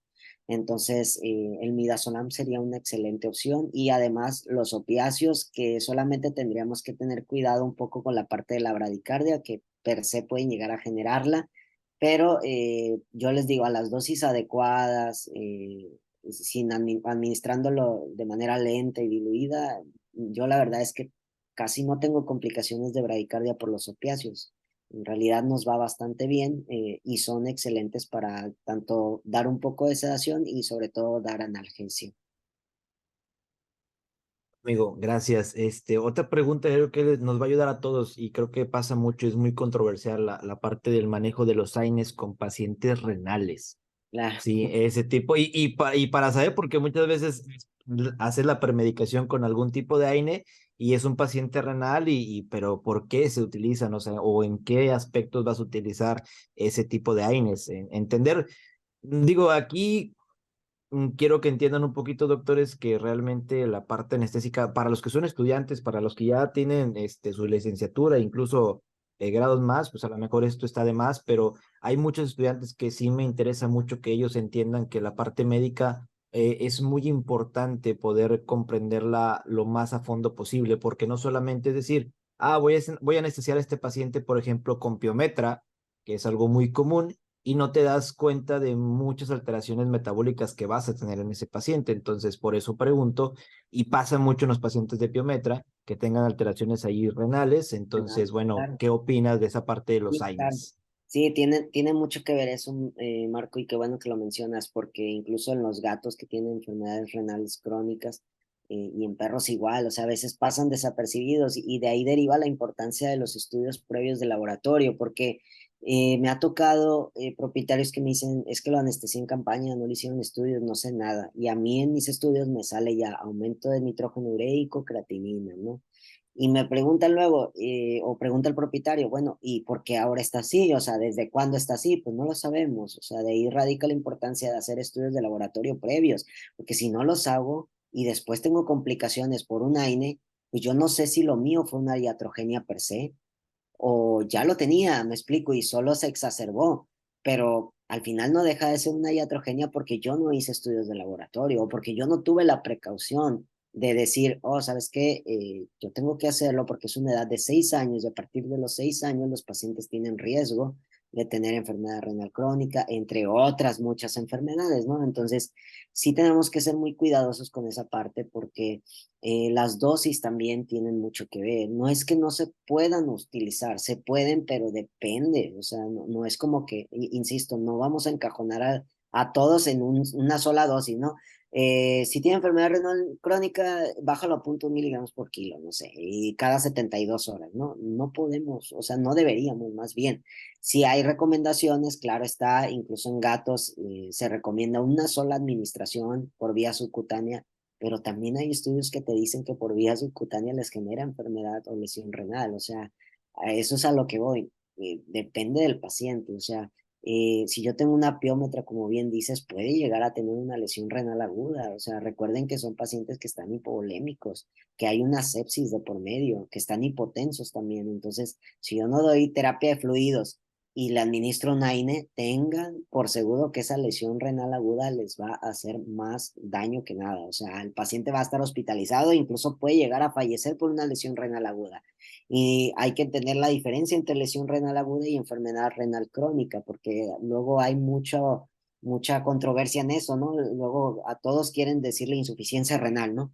Y tampoco todos los pacientes son insuficiencias renales, o sea, tenemos que para poder decir que un paciente es enfermo renal crónico, tenemos que tener estudios de por lo menos 3 meses continuos con alguna alteración. Entonces, si yo no tengo esos estudios continuos, yo no puedo decir es insuficiente renal o es renal crónico. O sea, vaya, habrá sus excepciones, insisto, dependiendo de ya si ya tuvo estudios previos o no, en la condición en la que venga, pero pues, a lo que voy es eso, ¿no? Hay que clasificar adecuadamente el paciente y ver si a ese paciente le podemos administrar o no meloxicam o dejarlo para otro momento. No quiere decir que no se vaya a administrar nunca, pero podemos dejarlo para cuando pase toda esta condición, por ejemplo, en las piómetras de sepsis, situación de hipovolemias, de shock, de hipotensión. Igual pasa lo mismo o bueno, pasa algo similar con otros tipos de pacientes que podemos aplazarlo, o sea, no es como que fundamental que tengamos que hacerlo en ese momento, o sea, tenemos que hacer un manejo integral.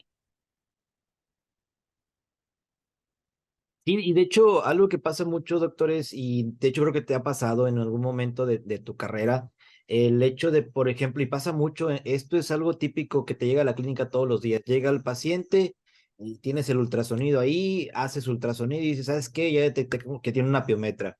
Y ¿sabes qué? Oye, ¿cuándo lo operamos? Ahorita mismo lo pasamos a cirugía, vamos a pasarlo, empezamos con, no sé, gilacina. Vamos a meterle soletil, hacemos puro manejo de fármacos, a lo mejor intravenosos.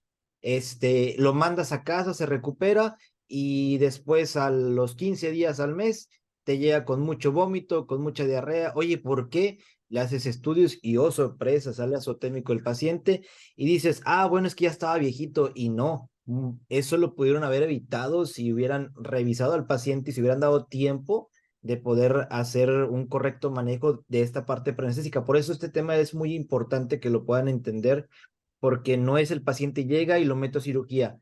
Pocos pacientes entrarán en esa estadificación en que llegan y van a cirugía, muy pocos, pero algunos otros pacientes tienen ese tiempo para poder evaluarlos correctamente y hacer un plan anestésico correcto. No me dejarás mentir. Exacto. Y qué bueno que lo mencionas esta parte de la azotemia porque densidad urinaria, ya lo decía yo en la charla, y es algo básico y es algo realmente que es cero costoso. O sea, es algo que yo creo que cualquiera tiene al alcance, medir densidad urinaria en orina. O sea, tenemos que ver la orina de nuestros pacientes. Sí, ok, hacemos ultrasonido, hacemos el diagnóstico, vemos piómetra, pero ¿qué densidad urinaria tiene? Es fundamental para terapia de líquidos en los pacientes. Y efectivamente, si no lo abordamos de la manera adecuada, podemos caer en el error de creer que el paciente salió bien, todo está bien y va a regresar y va a regresar mal. Entonces, no cometer esa iatrogenia, ¿no? Entonces, sí, muy importante hacer ese hincapié en eso, al igual que en los pacientes con manejo del dolor. O sea, realmente el dolor tiene demasiadas complicaciones si no se trata a nivel cardiovascular, a nivel respiratorio, inmunológico, retrasa la cicatrización de las heridas. O sea, imagínense que la cirugía sea un éxito, pero está infectado todo, o sea, porque tuvo hipotermia, porque no tuvo un manejo adecuado del dolor. O sea, realmente tenemos que hacer un trabajo en conjunto de todas estas áreas, ¿no? Y eso nos toca precisamente estudiar y capacitarnos, porque no podemos hacernos de la vista gorda, ya no, o sea, no está bien, pues. Hermano, pues realmente eso es importante, chicos. Y otra cosa, una pregunta que creo que también va a estar ahí, de que creo que te pasa y creo que nos va a pasar a todos en algún momento y entender cómo manejarlos. El uso de las benzodiazepinas en gatos, ¿sí?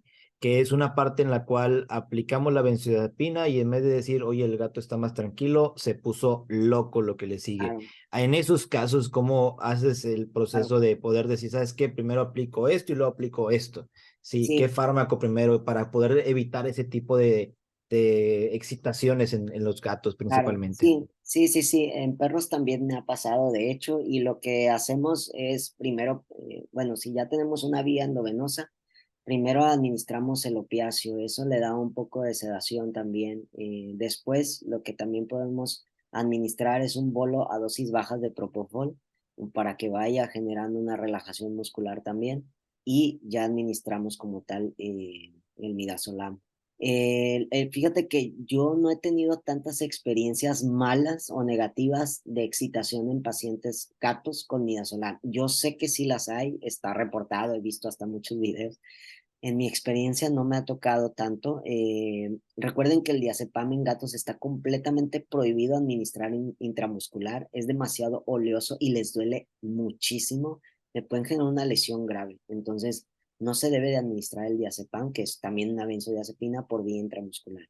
Entonces, tenemos que jugar o optar por otras opciones, como por ejemplo puede ser la combinación de midazolam ketamina o butorfanol con ketamina o buprenorfina también. Vaya, hay varias combinaciones, ¿no? Yo la verdad les diría que si tienen medetomidina o dexmedetomidina y el gato lo permite, háganlo. O sea, van a tener muchísima sedación y analgesia y tal vez ni siquiera sea necesario el uso del midazolam. Si es el caso que no se pueda administrar, primero tratar de llevar al paciente a un estado donde haya cero estrés. Es decir, esto también no lo mencioné y es súper importante. En la consulta preanestésica en gatos, nosotros tenemos que adecuar el consultorio. Tenemos que tener mínimo de 1 hora a 1 hora y media de consulta con ellos. ¿Por qué? Porque llega el gato y lo primero que tenemos que hacer es música, feromonas y moderar nuestra voz con el propietario. Primero tenemos que hablar con el propietario y moderarlo a él, porque él viene estresado, él viene angustiado, él viene hablando fuerte porque le preocupa a su gato. Entonces, lo primero que quieren hacer es sacarlo y hablar y en voz alta y todo rápido. Entonces, primero tenemos que modular al propietario, decirle que no se va a abrir esa jaula y permitir al gato que se adecue y se ambiente a nuestro tono de voz. Y eso aproximadamente toma 30 minutos entre calmar al propietario y que se adecue el gato. Después tenemos que abrir la jaula y dejar que el gato empiece si quiere salir, que empiece a salir y a explorar y se adecue para permitir un manejo. Entonces, de ahí radica la importancia de disminuir los requerimientos, y a lo que voy con esto de adecuar el consultorio es que eso te puede permitir una vía de acceso, una vía endovenosa sin necesidad de gasearlo y sin necesidad de administrarlo intramuscular. De verdad que hace toda la diferencia si nosotros nos adecuamos al gato y si trabajamos con personas que también obviamente sepan esto o que las eduquemos o que estén preparadas a eso. Es decir, si esa persona ya sabe, ya va a estar anticipada con una cobija, ya va a estar anticipada con todos los materiales necesarios, el hacer ruidos, cuando nosotros vayamos a canalizarlo, el pellizcarle otra zona para que se distraiga de donde lo vamos a canalizar, porque créanme que si logramos la vía de acceso endovenosa, ya estamos del otro lado y ya evitamos muchísimas cosas. O sea, ya evitamos las catecolaminas de estarlo gaseando y el riesgo de que pueda llegar a generar una parada respiratoria, porque Muchas de esas cajas ni siquiera estamos viendo, no estamos viendo lo que está pasando y no sabemos si ya nos pasamos o no. No podemos medirlo, entonces de ahí radica la importancia. El midazolam puede generar esta excitación paradójica, está reportado, entonces tener mucho cuidado, tener cuidado con las dosis, si lo administramos por vía intramuscular, hacer combinaciones con opiáceos o hacer combinaciones con otros fármacos para evitar esa excitación paradójica.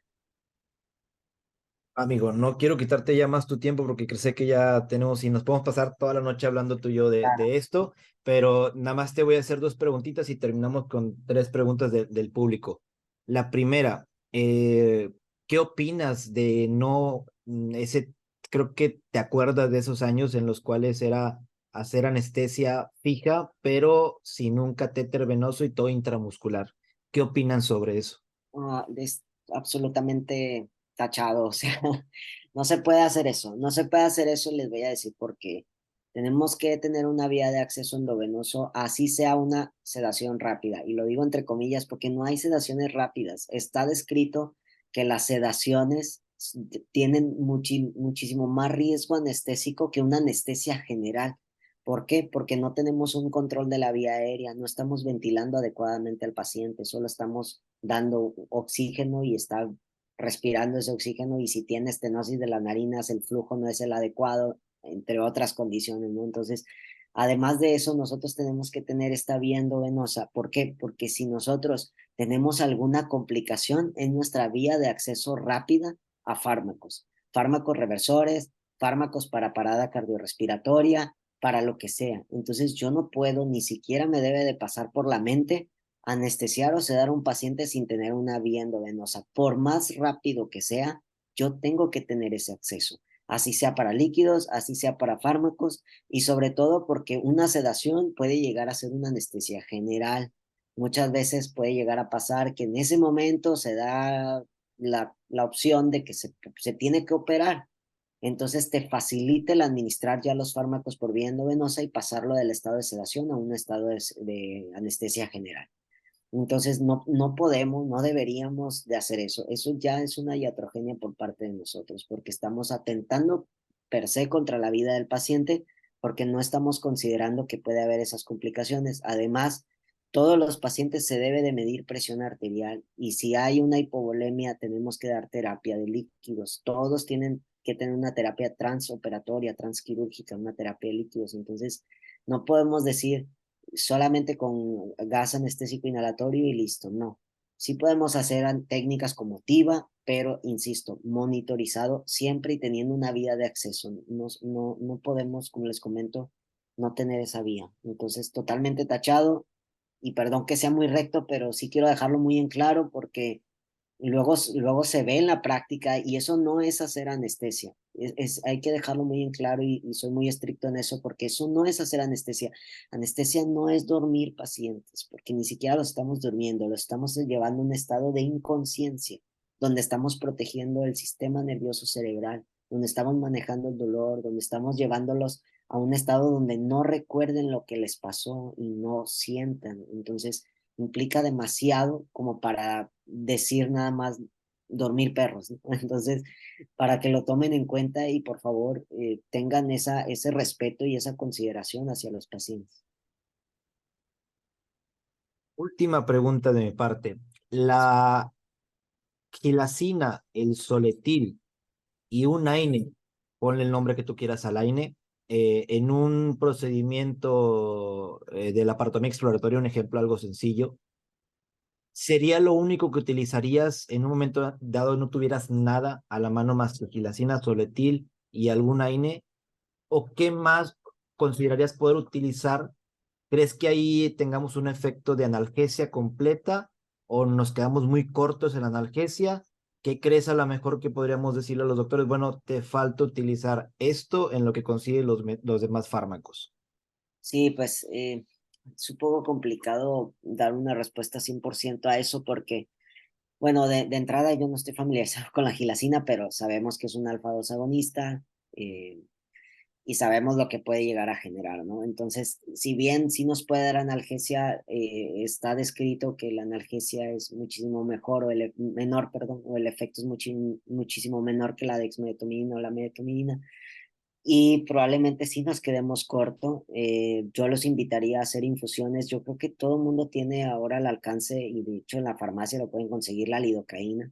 Podemos hacer infusiones continuas de lidocaína, y eso ayudaría a que transquirúrgica o transoperatoriamente no estemos haciendo solamente bolos y bolos de fármacos, ¿no? Sino a mantener los niveles de concentración terapéutica de las infusiones continuas para dar mayor analgesia, ¿no? Y hoy en día también se está viendo mucho la importancia de los bloqueos, entonces hay que adentrarnos en los bloqueos, es lo que hoy en día va a reducir nuestras dosis de agentes anestésicos y lo que va a ayudar al paciente a que tenga una mejor analgesia y un mejor despertar operatorio. Entonces también para que lo consideren y lo tengan en cuenta, que tenemos que ya hacer bloqueos y además infusiones continuas en los pacientes que lo requieran.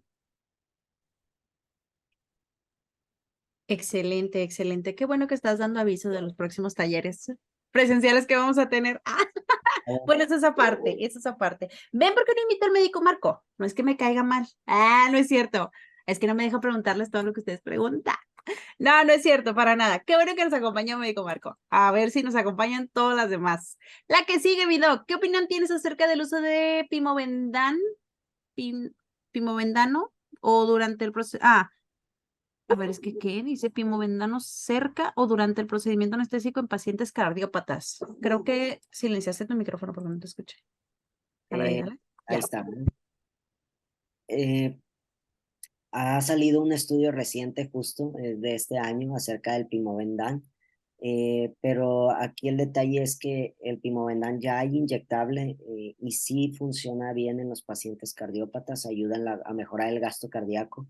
El detalle es que está en Europa.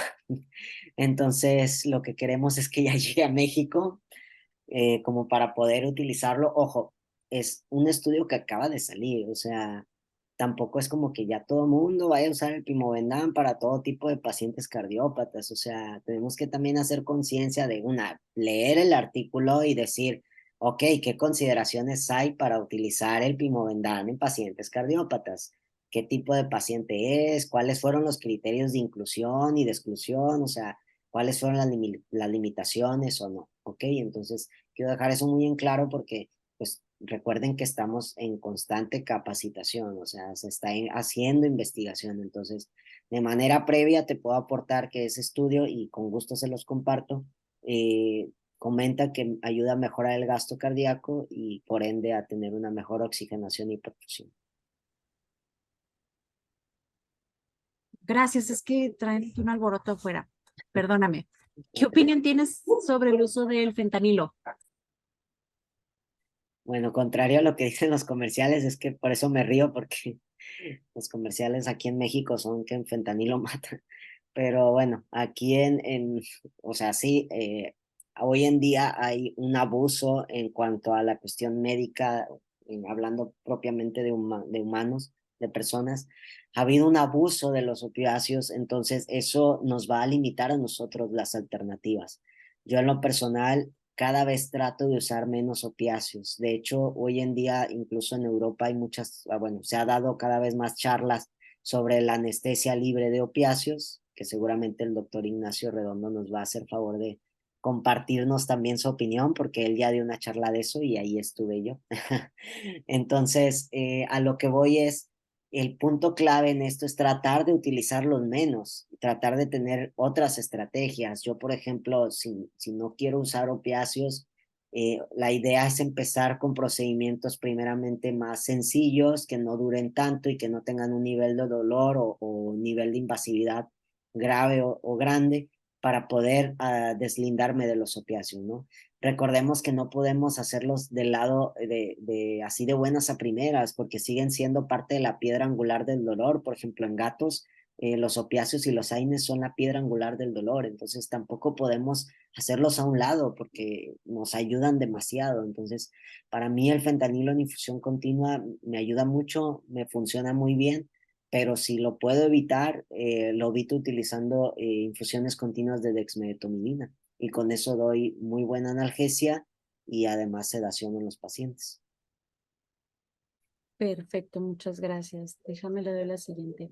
¿Qué de cierto tiene que el Doberman sepia tiene deficiencias en la metabolización de la tiletamina y que puede llevarlo a crisis cardiorrespiratorias? Wow, qué interesante pregunta. Eh, Como tal, no sabía que en tal el color del Doberman, no, la verdad desconozco si eso en específico le afecte, ¿no? O sea, sé que por la raza per se sí llega a tener complicaciones de ese tipo y bueno, recuerden que lo que más hay que considerar es la deficiencia en los factores de coagulación, ¿no? Y que también y volvemos a lo mismo, las dosis, ¿no? O sea, no excedan las dosis reportadas y váyanse siempre a bolo dosis efecto, porque si no, tengan por seguro que van a tener una complicación. Y busquen o vean también las combinaciones que se pueden hacer y que no se pueden hacer, porque luego quieren combinar tiletamina sola, o bueno, solazepam con ketamina, entonces, o con benzodiazepinas, entonces, pues no tiene caso, o sea, estamos hablando de fármacos del mismo grupo. Entonces, solo tengan mucho cuidado con eso. No te puedo contestar específicamente si el Doberman sepia per se, no lo sé, pero lo que sí te puedo contestar es que sí pueden tener complicaciones de ese tipo. Va, muchas gracias. Soy estudiante de primeros grados de la carrera. Me gustaría saber por qué al anestesiar a los gatos hay unos que tardan más en pasar el efecto. Bueno, eso lo hablábamos un poquito en la charla porque están estresados, liberan muchas catecolaminas y estas catecolaminas ocupan los receptores donde actúan los fármacos. Entonces se requieren más dosis y por ende no caen, por ende es como si no les hubieras hecho nada. Entonces con estos pacientes hay que tener mucho cuidado en esa parte y por eso hago mucho hincapié en el manejo del estrés para evitar que esas catecolaminas se liberen y poder tener la acción del fármaco deseado, ¿no? Entonces, tengan mucho, mucho cuidado con eso, porque incluso si ustedes los ponen en gas, un anestésico inhalatorio en una jaula, pues también no solamente van a tener el riesgo de la liberación de catecolaminas, sino que van a caer en una probable eh, apnea, o sea, puede haber una disminución de la frecuencia respiratoria y por ende también una disminución de la frecuencia cardíaca y después llevarlos a una parada cardiorrespiratoria. Entonces, pero la respuesta a tu pregunta es eso, o sea, realmente es porque el estrés libera demasiada, bueno, genera demasiada liberación de catecolaminas. Y no hay nosotros tenemos un feedback, se llama feedback negativo, en el que el organismo dice, ok, ya es too much de algo, mando una respuesta en donde ya no libero, pero en este caso está en constante liberación, hay una alteración a nivel del hipotálamo, a nivel de la hipófisis, y entonces sigue liberando, y no hay ese feedback negativo, está como alterado por lo mismo del estrés fisiológico que se genera. Muchísimas gracias. Quedaron algunas preguntas pendientes, te las voy a hacer llegar por interno. Si en Por una favor. oportunidad tienes chancita, me las mandas. Claro que Ya sí. se las hago llegar yo al grupo a los médicos. Sí. Preciosa clase, tú sabes que yo soy fan CC, así que tú sabes que esta es tu casa, Muchas literal gracias. y figurativamente. Entonces, pues mi hermano, muy agradecida nuevamente por tu presencia, por darle apertura. Contigo es la patada de la buena suerte, así que Gracias. muchísimas gracias. Te envío un abrazo y ya está la carnita. No sé si para todos o nada más para nosotros. Ah, cierto. Por Pero favor. es un hecho. Para todos. ¡Vámonos! Muchas gracias. No, gracias a ti, Avi, ya de manera que no les pretendo quitar más su tiempo, pero agradecerles y por favor decirles que no se pierdan el curso. Están doctores con muchísima experiencia y me da gusto que les den la oportunidad. Tengo colegas y compañeros también que aprecio mucho y que me da muchísimo gusto que estén aquí y que les van a compartir muchas cosas. Entonces, de verdad, no se lo pierdan. Muchas gracias por darme la apertura y ahora sí que cortar el listón de inicio.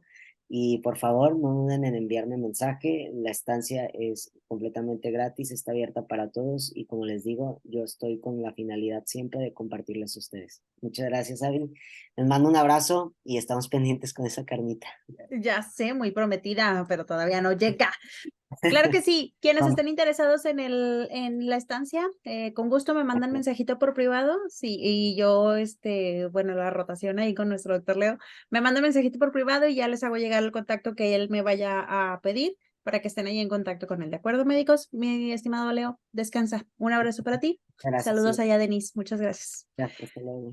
Médicos, nada más para terminar el día de hoy. Yo sé que hemos tenido mucho movimiento, pero les recuerdo y les comento. Realmente hacer este tipo de cursos se hacen de verdad con todo el cariño, con todo el aprecio, siempre en agradecimiento de que nos acompañen, de que sean parte de capacitación veterinaria y pues gracias a ustedes capacitación veterinaria existe.